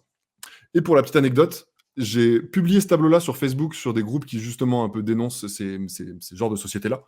Et il y a une personne d'une de ces sociétés-là qui a repris mon tableau pour mettre en avant les performances qu'ils pouvaient faire avec leur société. Et en disant, mais regardez, on fait 10 par mois. Et je me dis, mais Ah, c'est fou. son C'est fou. culot. Oh le Au culot. culot, hein. Mais Oh je vous dis, non. un argument qui est contre eux, ils arrivent quand même à l'utiliser. Enfin, certaines personnes, après, c'est toujours pareil, hein, tout n'est pas tout noir et tout blanc, hein, on va pas tout mettre tout le monde dans le même panier, mais il y a des gens qui se sont dit, ah, mais génial, génial, il y a quelqu'un qui m'a fait un travail qui me permet de communiquer sur ma nouvelle société. Et quoi qu'il arrive, hein, c'est toujours pareil. En plus, les gens viennent nous. Enfin, moi, j'ai des messages, j'en reçois plein. Les gens te disent, ouais, c'est l'opportunité, c'est maintenant qu'il faut y aller, il faut mettre des sous. Et c'est l'opportunité du siècle. Et elle nous Ouais, tombe dessus. On a la chance, on est les plus chanceux, mais il y a quelqu'un qui vient nous la donner. ouais. Non, Non, mais moi, ça, moi, alors je sais que les grosses opportunités, faut se j'aimerais battre. revenir sur ça aussi et je pense que tu es d'accord avec moi, juste peut-être un point pédagogique et un point peut-être, ouais, psychologie de l'investissement, peut-être, voilà, de bon sens. Lorsque vous avez un haut rendement, de proposer, c'est-à-dire que le risque et le rendement vont toujours de pair. C'est-à-dire que Complètement. c'est La exactement la même même chose. pièce. Chips. Vous avez le rendement, vous avez le risque. S'il y a un haut rendement derrière, alors là, c'est même du très haut rendement parce que promettre du 504 par an, personne fait ça, croyez-moi, personne fait ça, c'est qu'il y a forcément un truc derrière. L'argent gratuit, l'argent rapide, ce que j'aime bien dire aussi, c'est qui dit ça? L'argent rapide n'existe c'était, Asher. Ouais, Petit coucou aussi à Owen. ouais. Il disait OK. il Merci disait aussi, Owen. alors je sais pas si vous nous voir sur la vidéo, mais Non, il disait je que te remercie. l'argent facile existe uniquement parce que les pertes rapides, le sont également. Vous Absolument. pouvez, ouais, OK, 10 par mois, vous pouvez. Peut-être que vous allez gagner ça, le 1er mois, 2e mois. Mais qui vous dit pas qu'1 an après, OK, vous avez réussi à accumuler 3 000 €, du jour au lendemain, l'entreprise se barre. Bah, vous avez perdu en fin de compte 1 an, déjà d'une, vous avez perdu, voilà, plusieurs mois et puis ces 3 000 €, vous les revoyez plus jamais. Donc Complètement. ça n'existe pas parce qu'il y a du risque derrière, parce qu'il y a un trop gros rendement. L'argent, magique, ça qui sort de nulle part. Faut vraiment se poser sérieusement des questions. D'où il vient? Comment est-ce qu'il est fait? Comment est-ce qu'il Voilà, est créé? Et on y vient. cetera. Parce que Ouais, vas-y, je te laisse enchaîner là-dessus. parce que très généralement, il s'avère que ces sociétés-là sont des Ponzi. Mmh. Et quand on se renseigne un peu, donc des Ponzi, dans l'idée, c'est que c'est les nouveaux entrants qui vont faire des nouveaux dépôts, ou juste les nouveaux dépôts des anciens, mais qui vont permettre de rémunérer ceux qui veulent récupérer leur argent. Mmh. Exemple, l'affaire Madoff. J'ai vu qu'il y avait un reportage sur Netflix, donc peut-être que les gens l'ont vu. Et puis, c'est une affaire qui est assez connue, c'était un des plus gros Ponzi. Mais c'est cette notion-là, c'est que c'est les nouveaux entrants qui payent les sortants. Et généralement, pour garantir des aussi gros rendements, le meilleur moyen, c'est de créer un Ponzi. Parce qu'effectivement, du coup, on attire plein de nouvelles personnes parce que tout le monde veut devenir riche. Et du coup, ça nous Mmh. permet de tenir et on tient pendant des semaines, des mois, voire des années, en fonction si c'est bien ficelé. Et puis, au bout d'un moment, où on part avec la caisse, ou ça s'écroule parce qu'il y a un souci. Mais quand on se renseigne un peu dans le fond, moi, ce que je trouve toujours un peu douteux et bizarre, c'est qu'il y a globalement des personnes derrière qui sont mêlées à des arnaques. Mmh. Et aussi fou que ça puisse paraître, mais des gens qui ont fait un, 2, 3 arnaques de Ponzi, qui ont déjà scammé, donc qui ont déjà mis la clé sous la porte et qui sont déjà partis avec la caisse, et ben ils arrivent quand même à en recréer un. Et oui, mais cette fois c'est différent. On a appris de nos erreurs. Non, non, non. Quelqu'un qui a arnaqué, généralement, il est très probable qu'il réarnaque. Généralement, ils travaillent avec des courtiers ou des plateformes qui ne sont pas régulées, Ouais. dans des pays discutables. Quoi qu'il arrive, il y a des absences de régulation totale. Et en plus, parfois, ils utilisent aussi de la presse payée. Ils payent des articles de presse pour dire ah mais regardez, on a pour valider un peu un argument une validation extérieure d'une presse. Ah mais regardez Tel pas citer de magazine nom, nous a mis en tel avant, magazine a fait regardez Forbes, voilà, France 2, je Forbes sais pour les pas, citer parce que Forbes fait payer ses articles. Et donc voilà. forcément à partir de là, ah mais regarde, il y a écrit leur nom et il y a écrit ça. Et en plus même parfois on voit ils créent des faux sites qui répliquent des sites de plateformes fiables pour faire ça. Enfin bon, moi je suis obligé d'admettre qu'il y a des gens qui ont une forme d'intelligence assez poussée et qui utilisent cette forme d'intelligence pour mettre en place des arnaques et les emmener loin. Et ils sont compétents dans ce qu'ils font. Après, Mmh. éthiquement, moi, c'est quelque chose qui me débecte et pour laquelle je lutte, parce que c'est pour ça que justement, le tableau, je l'ai publié sur un groupe parce que moi, je lutte contre ça. Parce que justement, je peux comprendre l'intérêt qu'on peut y avoir, mais j'ai parlé à tellement de gens qui ont tout perdu. Et parfois, les gens se disent, ouais, moi, j'ai mis 1000 euros. Mais j'ai parlé avec des gens qui ont mis des 15 000, 25 000, et il y a une personne qui a mis 50 000 euros dans une de ces sociétés-là. Mmh. Forcément, avec 50 000 euros, on peut payer des gens qui rentrent, enfin des gens qui veulent sortir.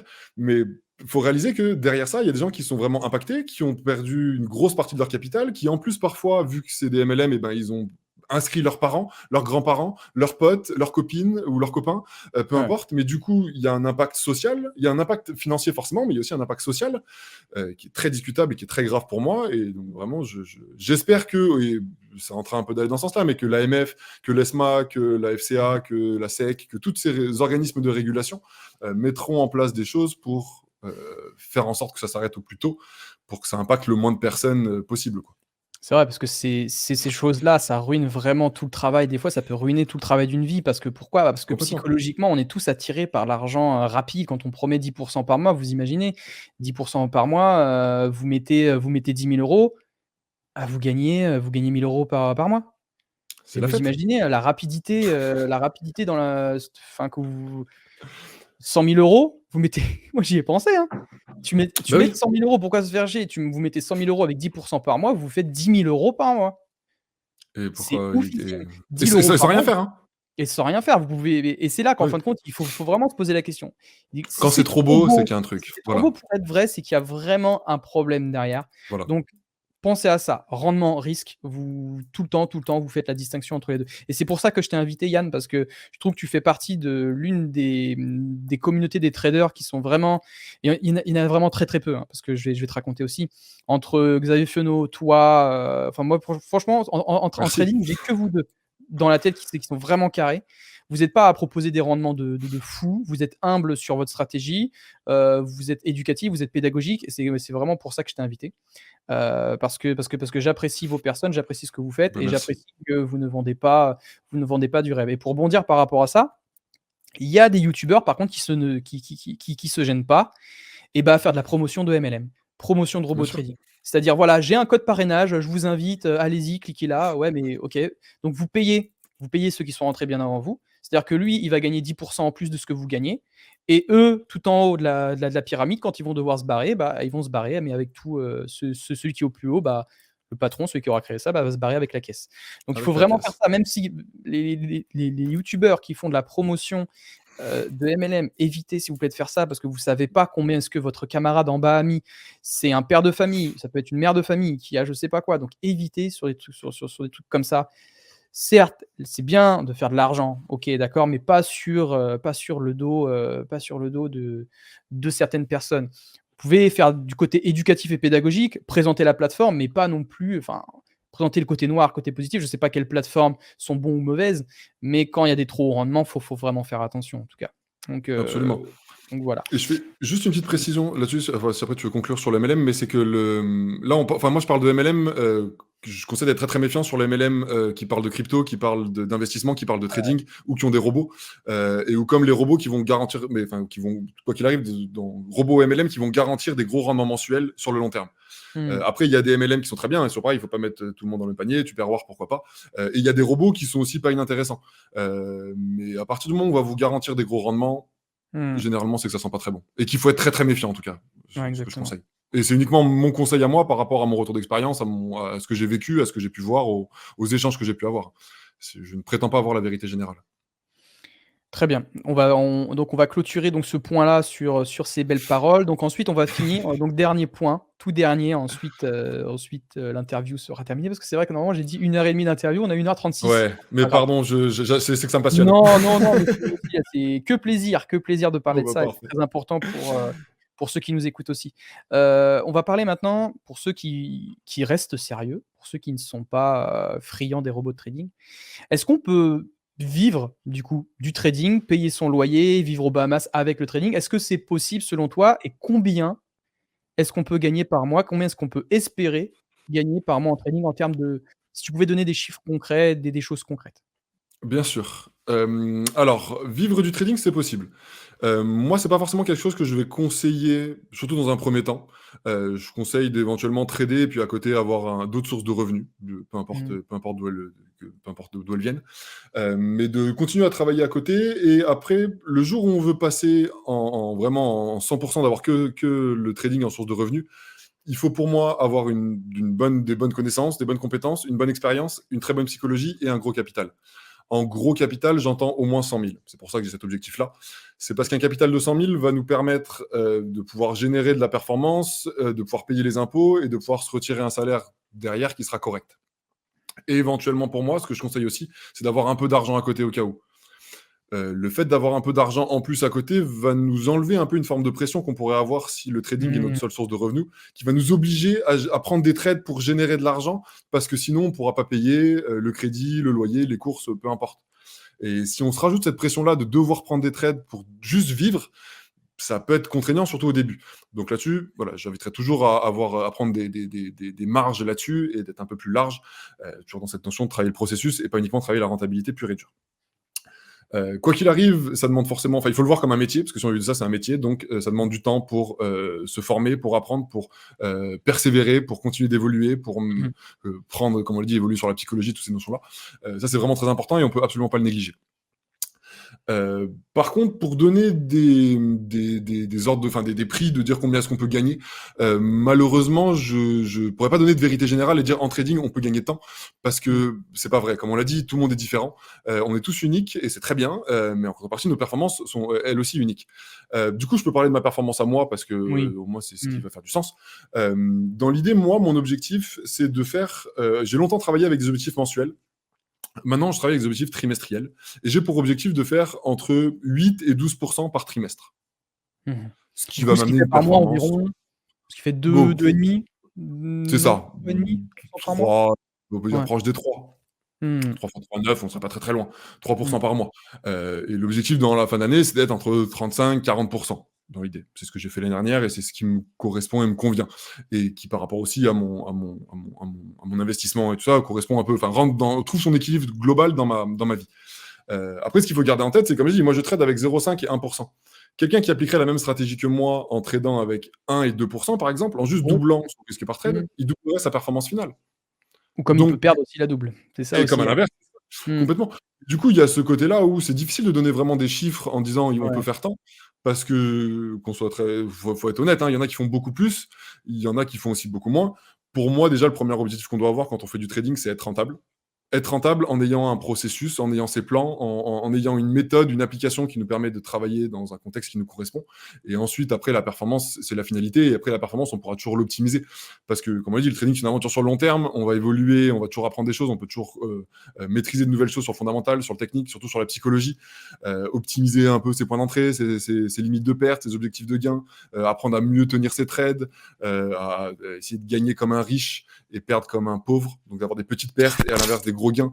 Ça, c'est des choses qui évoluent sur le long terme. Et si on continue de travailler, on évolue et du coup, ça permet d'évoluer Mmh. sur la performance. Et même moi, depuis que je suis rentable, je vois ma performance, elle évolue aussi. Mmh. Voilà, Oui, tu j'imagine c'est qu'avec l'expérience, tu peaufines aussi tes erreurs. C'est avec tes erreurs que tu complètement. apprends, que tu sais peut-être, un peu augmenter tes stops ou baisser tes stops, je sais pas, mais Être plus ouais, en précis en gros, tout cas. tu affines, Être plus voilà, tu précis dans es les points d'entrée. précis dans tes et ouais, Et et juste c'est petite vrai précision, excuse-moi, et je complète juste, mais c'est que c'est du coup là je parle de pourcentage sur un capital qui est inférieur à 10 000 € actuellement. Voilà, OK. le jour où j'aurai 100 000, potentiellement j'aurai peut-être un risque par trade qui sera un peu inférieur et donc une performance qui sera un peu inférieure, mais voilà, il y a toujours ce rapport entre le pourcentage et le capital qu'on a derrière. Oui, mais après le Donc voilà. rendement reste le même, que tu investisses 10 000 ou que tu investisses 100 000. C'est plus Bah, c'est com psychologique aussi après qui va jouer, parce que forcément mmh, quand on sait qu'on a un plus gros capital, peut-être qu'on peut risquer un peu plus derrière. Quand on a un plus petit ouais, capital, certainement. voilà, c'est ça. Mais c'est vrai que Complètement. moi je prends par rapport à ce que tu dis, mais ça rejoint un peu la philosophie long terme. Quand vous commencez à investir, alors ce n'est pas un conseiller en investissement, on n'est pas Oui, des conseillers, on n'est pas mais conseillé. moi, ce que j'aime faire par là, c'est de construire une expérience boursière et je pense que ça passe aussi également par le trading, ça fonctionne exactement pareil. C'est-à-dire que vous misez des petites sommes. Rien Mmh, ne sert de claquer: «Ouais, je vais, on m'a dit que je pouvais faire 3 de rendement par mois, je vais mettre 10 000 € comme ça, je suis sûr que je peux faire pareil». Vous avez pas la même expérience que Yann, vous avez pas, le même, la même, ouais, la même, j'imagine, ça fait ça fait intuition 6 ans sur que les ça fait marchés. 6 ans que je fais ça et je me suis pris une palanquée de pertes et de tatanes avant d'arriver à ça quoi, donc complètement, Voilà, tu fais bien de le préciser. il y a ça aussi, donc il y a beaucoup d'instinct, il y a beaucoup d'expérience, il y a beaucoup de technique. Donc avant de mettre ça, commencez par des petits montants. Par exemple, moi je sais que je me suis fixé par exemple là, alors très modeste, hein, tu vas me dire que c'est ridicule, mais pour moi Non, c'est très bien. C'est que sur le trading, sur mes swing trading en bitcoin, je veux me faire 100 € par mois. Peu importe la somme que je mets.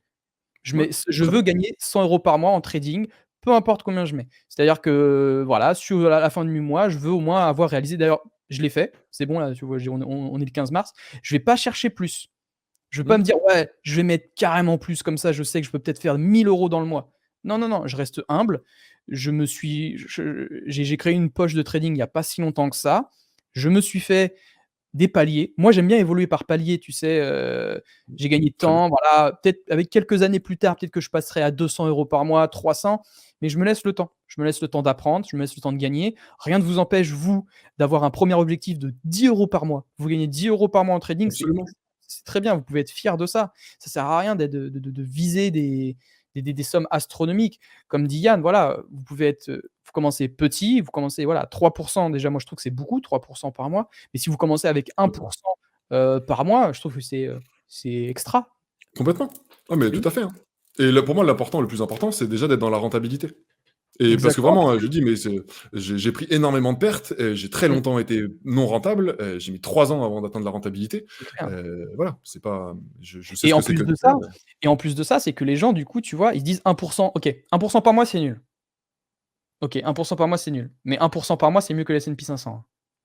Ouais, complètement, ouais. Je Alors parle de l'année, hein. Parce qu'en moyenne, le S&P 500, il perf à, allez, sur une moyenne de 100 ans, c'est 8,45, quelque chose comme ça sur le S&P OK, 500 en gars ouais, annualisé. moins de 10 ans, Faites moins de un 1 10%. vous faites 1 par mois en trading, bah, vous multipliez donc ces pourcentages donc fois 12 sur toute une année, et bah, c'est excellent. C'est très bien. Bon, Complètement, bien mais sûr, même, après les pourcentages peuvent varier, parce que des fois, on peut tomber sur un mois qui est complètement catastrophique. Je sais pas, vous avez plutôt, au niveau famille, ça va pas, au niveau professionnel, ça va pas, du coup, vous êtes un peu tête en l'air, voilà, c'est le psychologique, ça peut un peu bouger aussi. Mais se absolument. fixer des petits objectifs, c'est vraiment l'effet domino. Je sais pas si tu as lu le livre, c'est The One Thing là de productivité qui est juste incroyable. Il parle de l'effet Non, domino, c'est-à-dire qu'on commence petit et on renverse petit à petit des plus gros dominos au fur et à mesure. Et c'est ce que tu fais très bien, tu vois? C'est qu'on commence par 10, OK, on a gagné 10 € par mois, excellent. 20 € par mois, on a réussi, OK. Et on a réussi, on fait ça, on fait ça, on fait ça. Et justement, ce chemin, vous devez essayer de le garder le plus longtemps possible. Le but, comme tu l'as dit à un moment donné, c'est de garder son capital et de le faire grossir. mmh, Ce qu'il faut pas, c'est le perdre. complètement. Le capital, c'est notre outil de travail.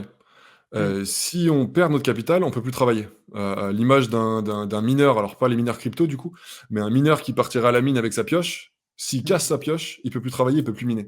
Il peut Et plus, bien ouais, sûr, ça parfois, rapporte on a moins. envie de forcer avec sa pioche sur un caillou qui Mmh. a l'air un peu plus dur et qui peut nous permettre de gagner beaucoup. Mais si on prend le risque de casser sa pioche pour gagner beaucoup, on risque de casser sa pioche et de plus pouvoir rien gagner du tout. Donc là-dessus, c'est toujours. Et même après, parler en euros, j'aime pas forcément trop parler en euros. Moi, je préfère parler en pourcentage parce que ça Mmh, reste quelque chose qui va être relatif avec ce qu'on va avoir. mmh, Mais vraiment, l'important, c'est de se concentrer sur le processus, sur mettre en place une mmh. stratégie qui est pertinente, qui nous permet d'intervenir. Et après, protéger son capital et chercher à prendre les meilleurs trades. Pas les trades qui nous feront gagner le plus, mais les meilleurs trades. Ceux qui présentent le plus de clarté d'un point de vue technique, d'un point de vue On l'a fondamental. vu. Mmh, Voilà. mmh. Et là-dessus, si on cherche à prendre les meilleurs trades, on ira chercher de la performance derrière. Ouais, moi je préfère parler, tu sais, comme pour revenir à ce que tu as dit, je préférais parler en euros parce que tu sais, en euros, ça parle un peu plus aux gens, tu vois? Oui, oui, En complètement. pourcentage, tout dépend du capital. C'est vrai, Mmh. ça tu raison. C'est vrai que, par exemple, voilà, vous mettez, 10 000 € investis sur un trade, forcément 1 ça va vous C'est paraître, ça. voilà, c'est ridicule. Mais moi je crois aux intérêts composés, je crois aux petits choses qui grandissent, chaque jour. C'est ce que je fais dans mon travail, c'est ce que je fais Complètement. quotidiennement, sur mon compte Instagram, sur plein de trucs, sur les petites actions du quotidien, c'est trop sous-estimé mais par contre, ça peut vous rapporter vraiment beaucoup, sur le long terme et donc pensez à vous enrichir lentement mais sûrement, comme le disait Warren Buffett Complètement. et Et heu et voilà. Bon, en tout cas, je tenais, alors mythe ou réalité? Yann, je te laisse le mot de la ouais, fin. Le trading, mythe ou réalité? pour devenir un trader rentable? Oui.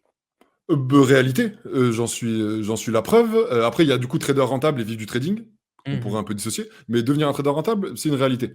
Ce qu'il faut juste être bien conscient, c'est qu'il faut pas, se baser sur les vendeurs de rêves qui vont nous faire croire qu'avec un petit capital, on peut devenir riche rapidement et même en trading, hein, en dehors de ce qu'on a parlé sur les MLM et les robots, mais parfois il y a des gens qui disent que le trading c'est facile. Non, le trading c'est pas facile.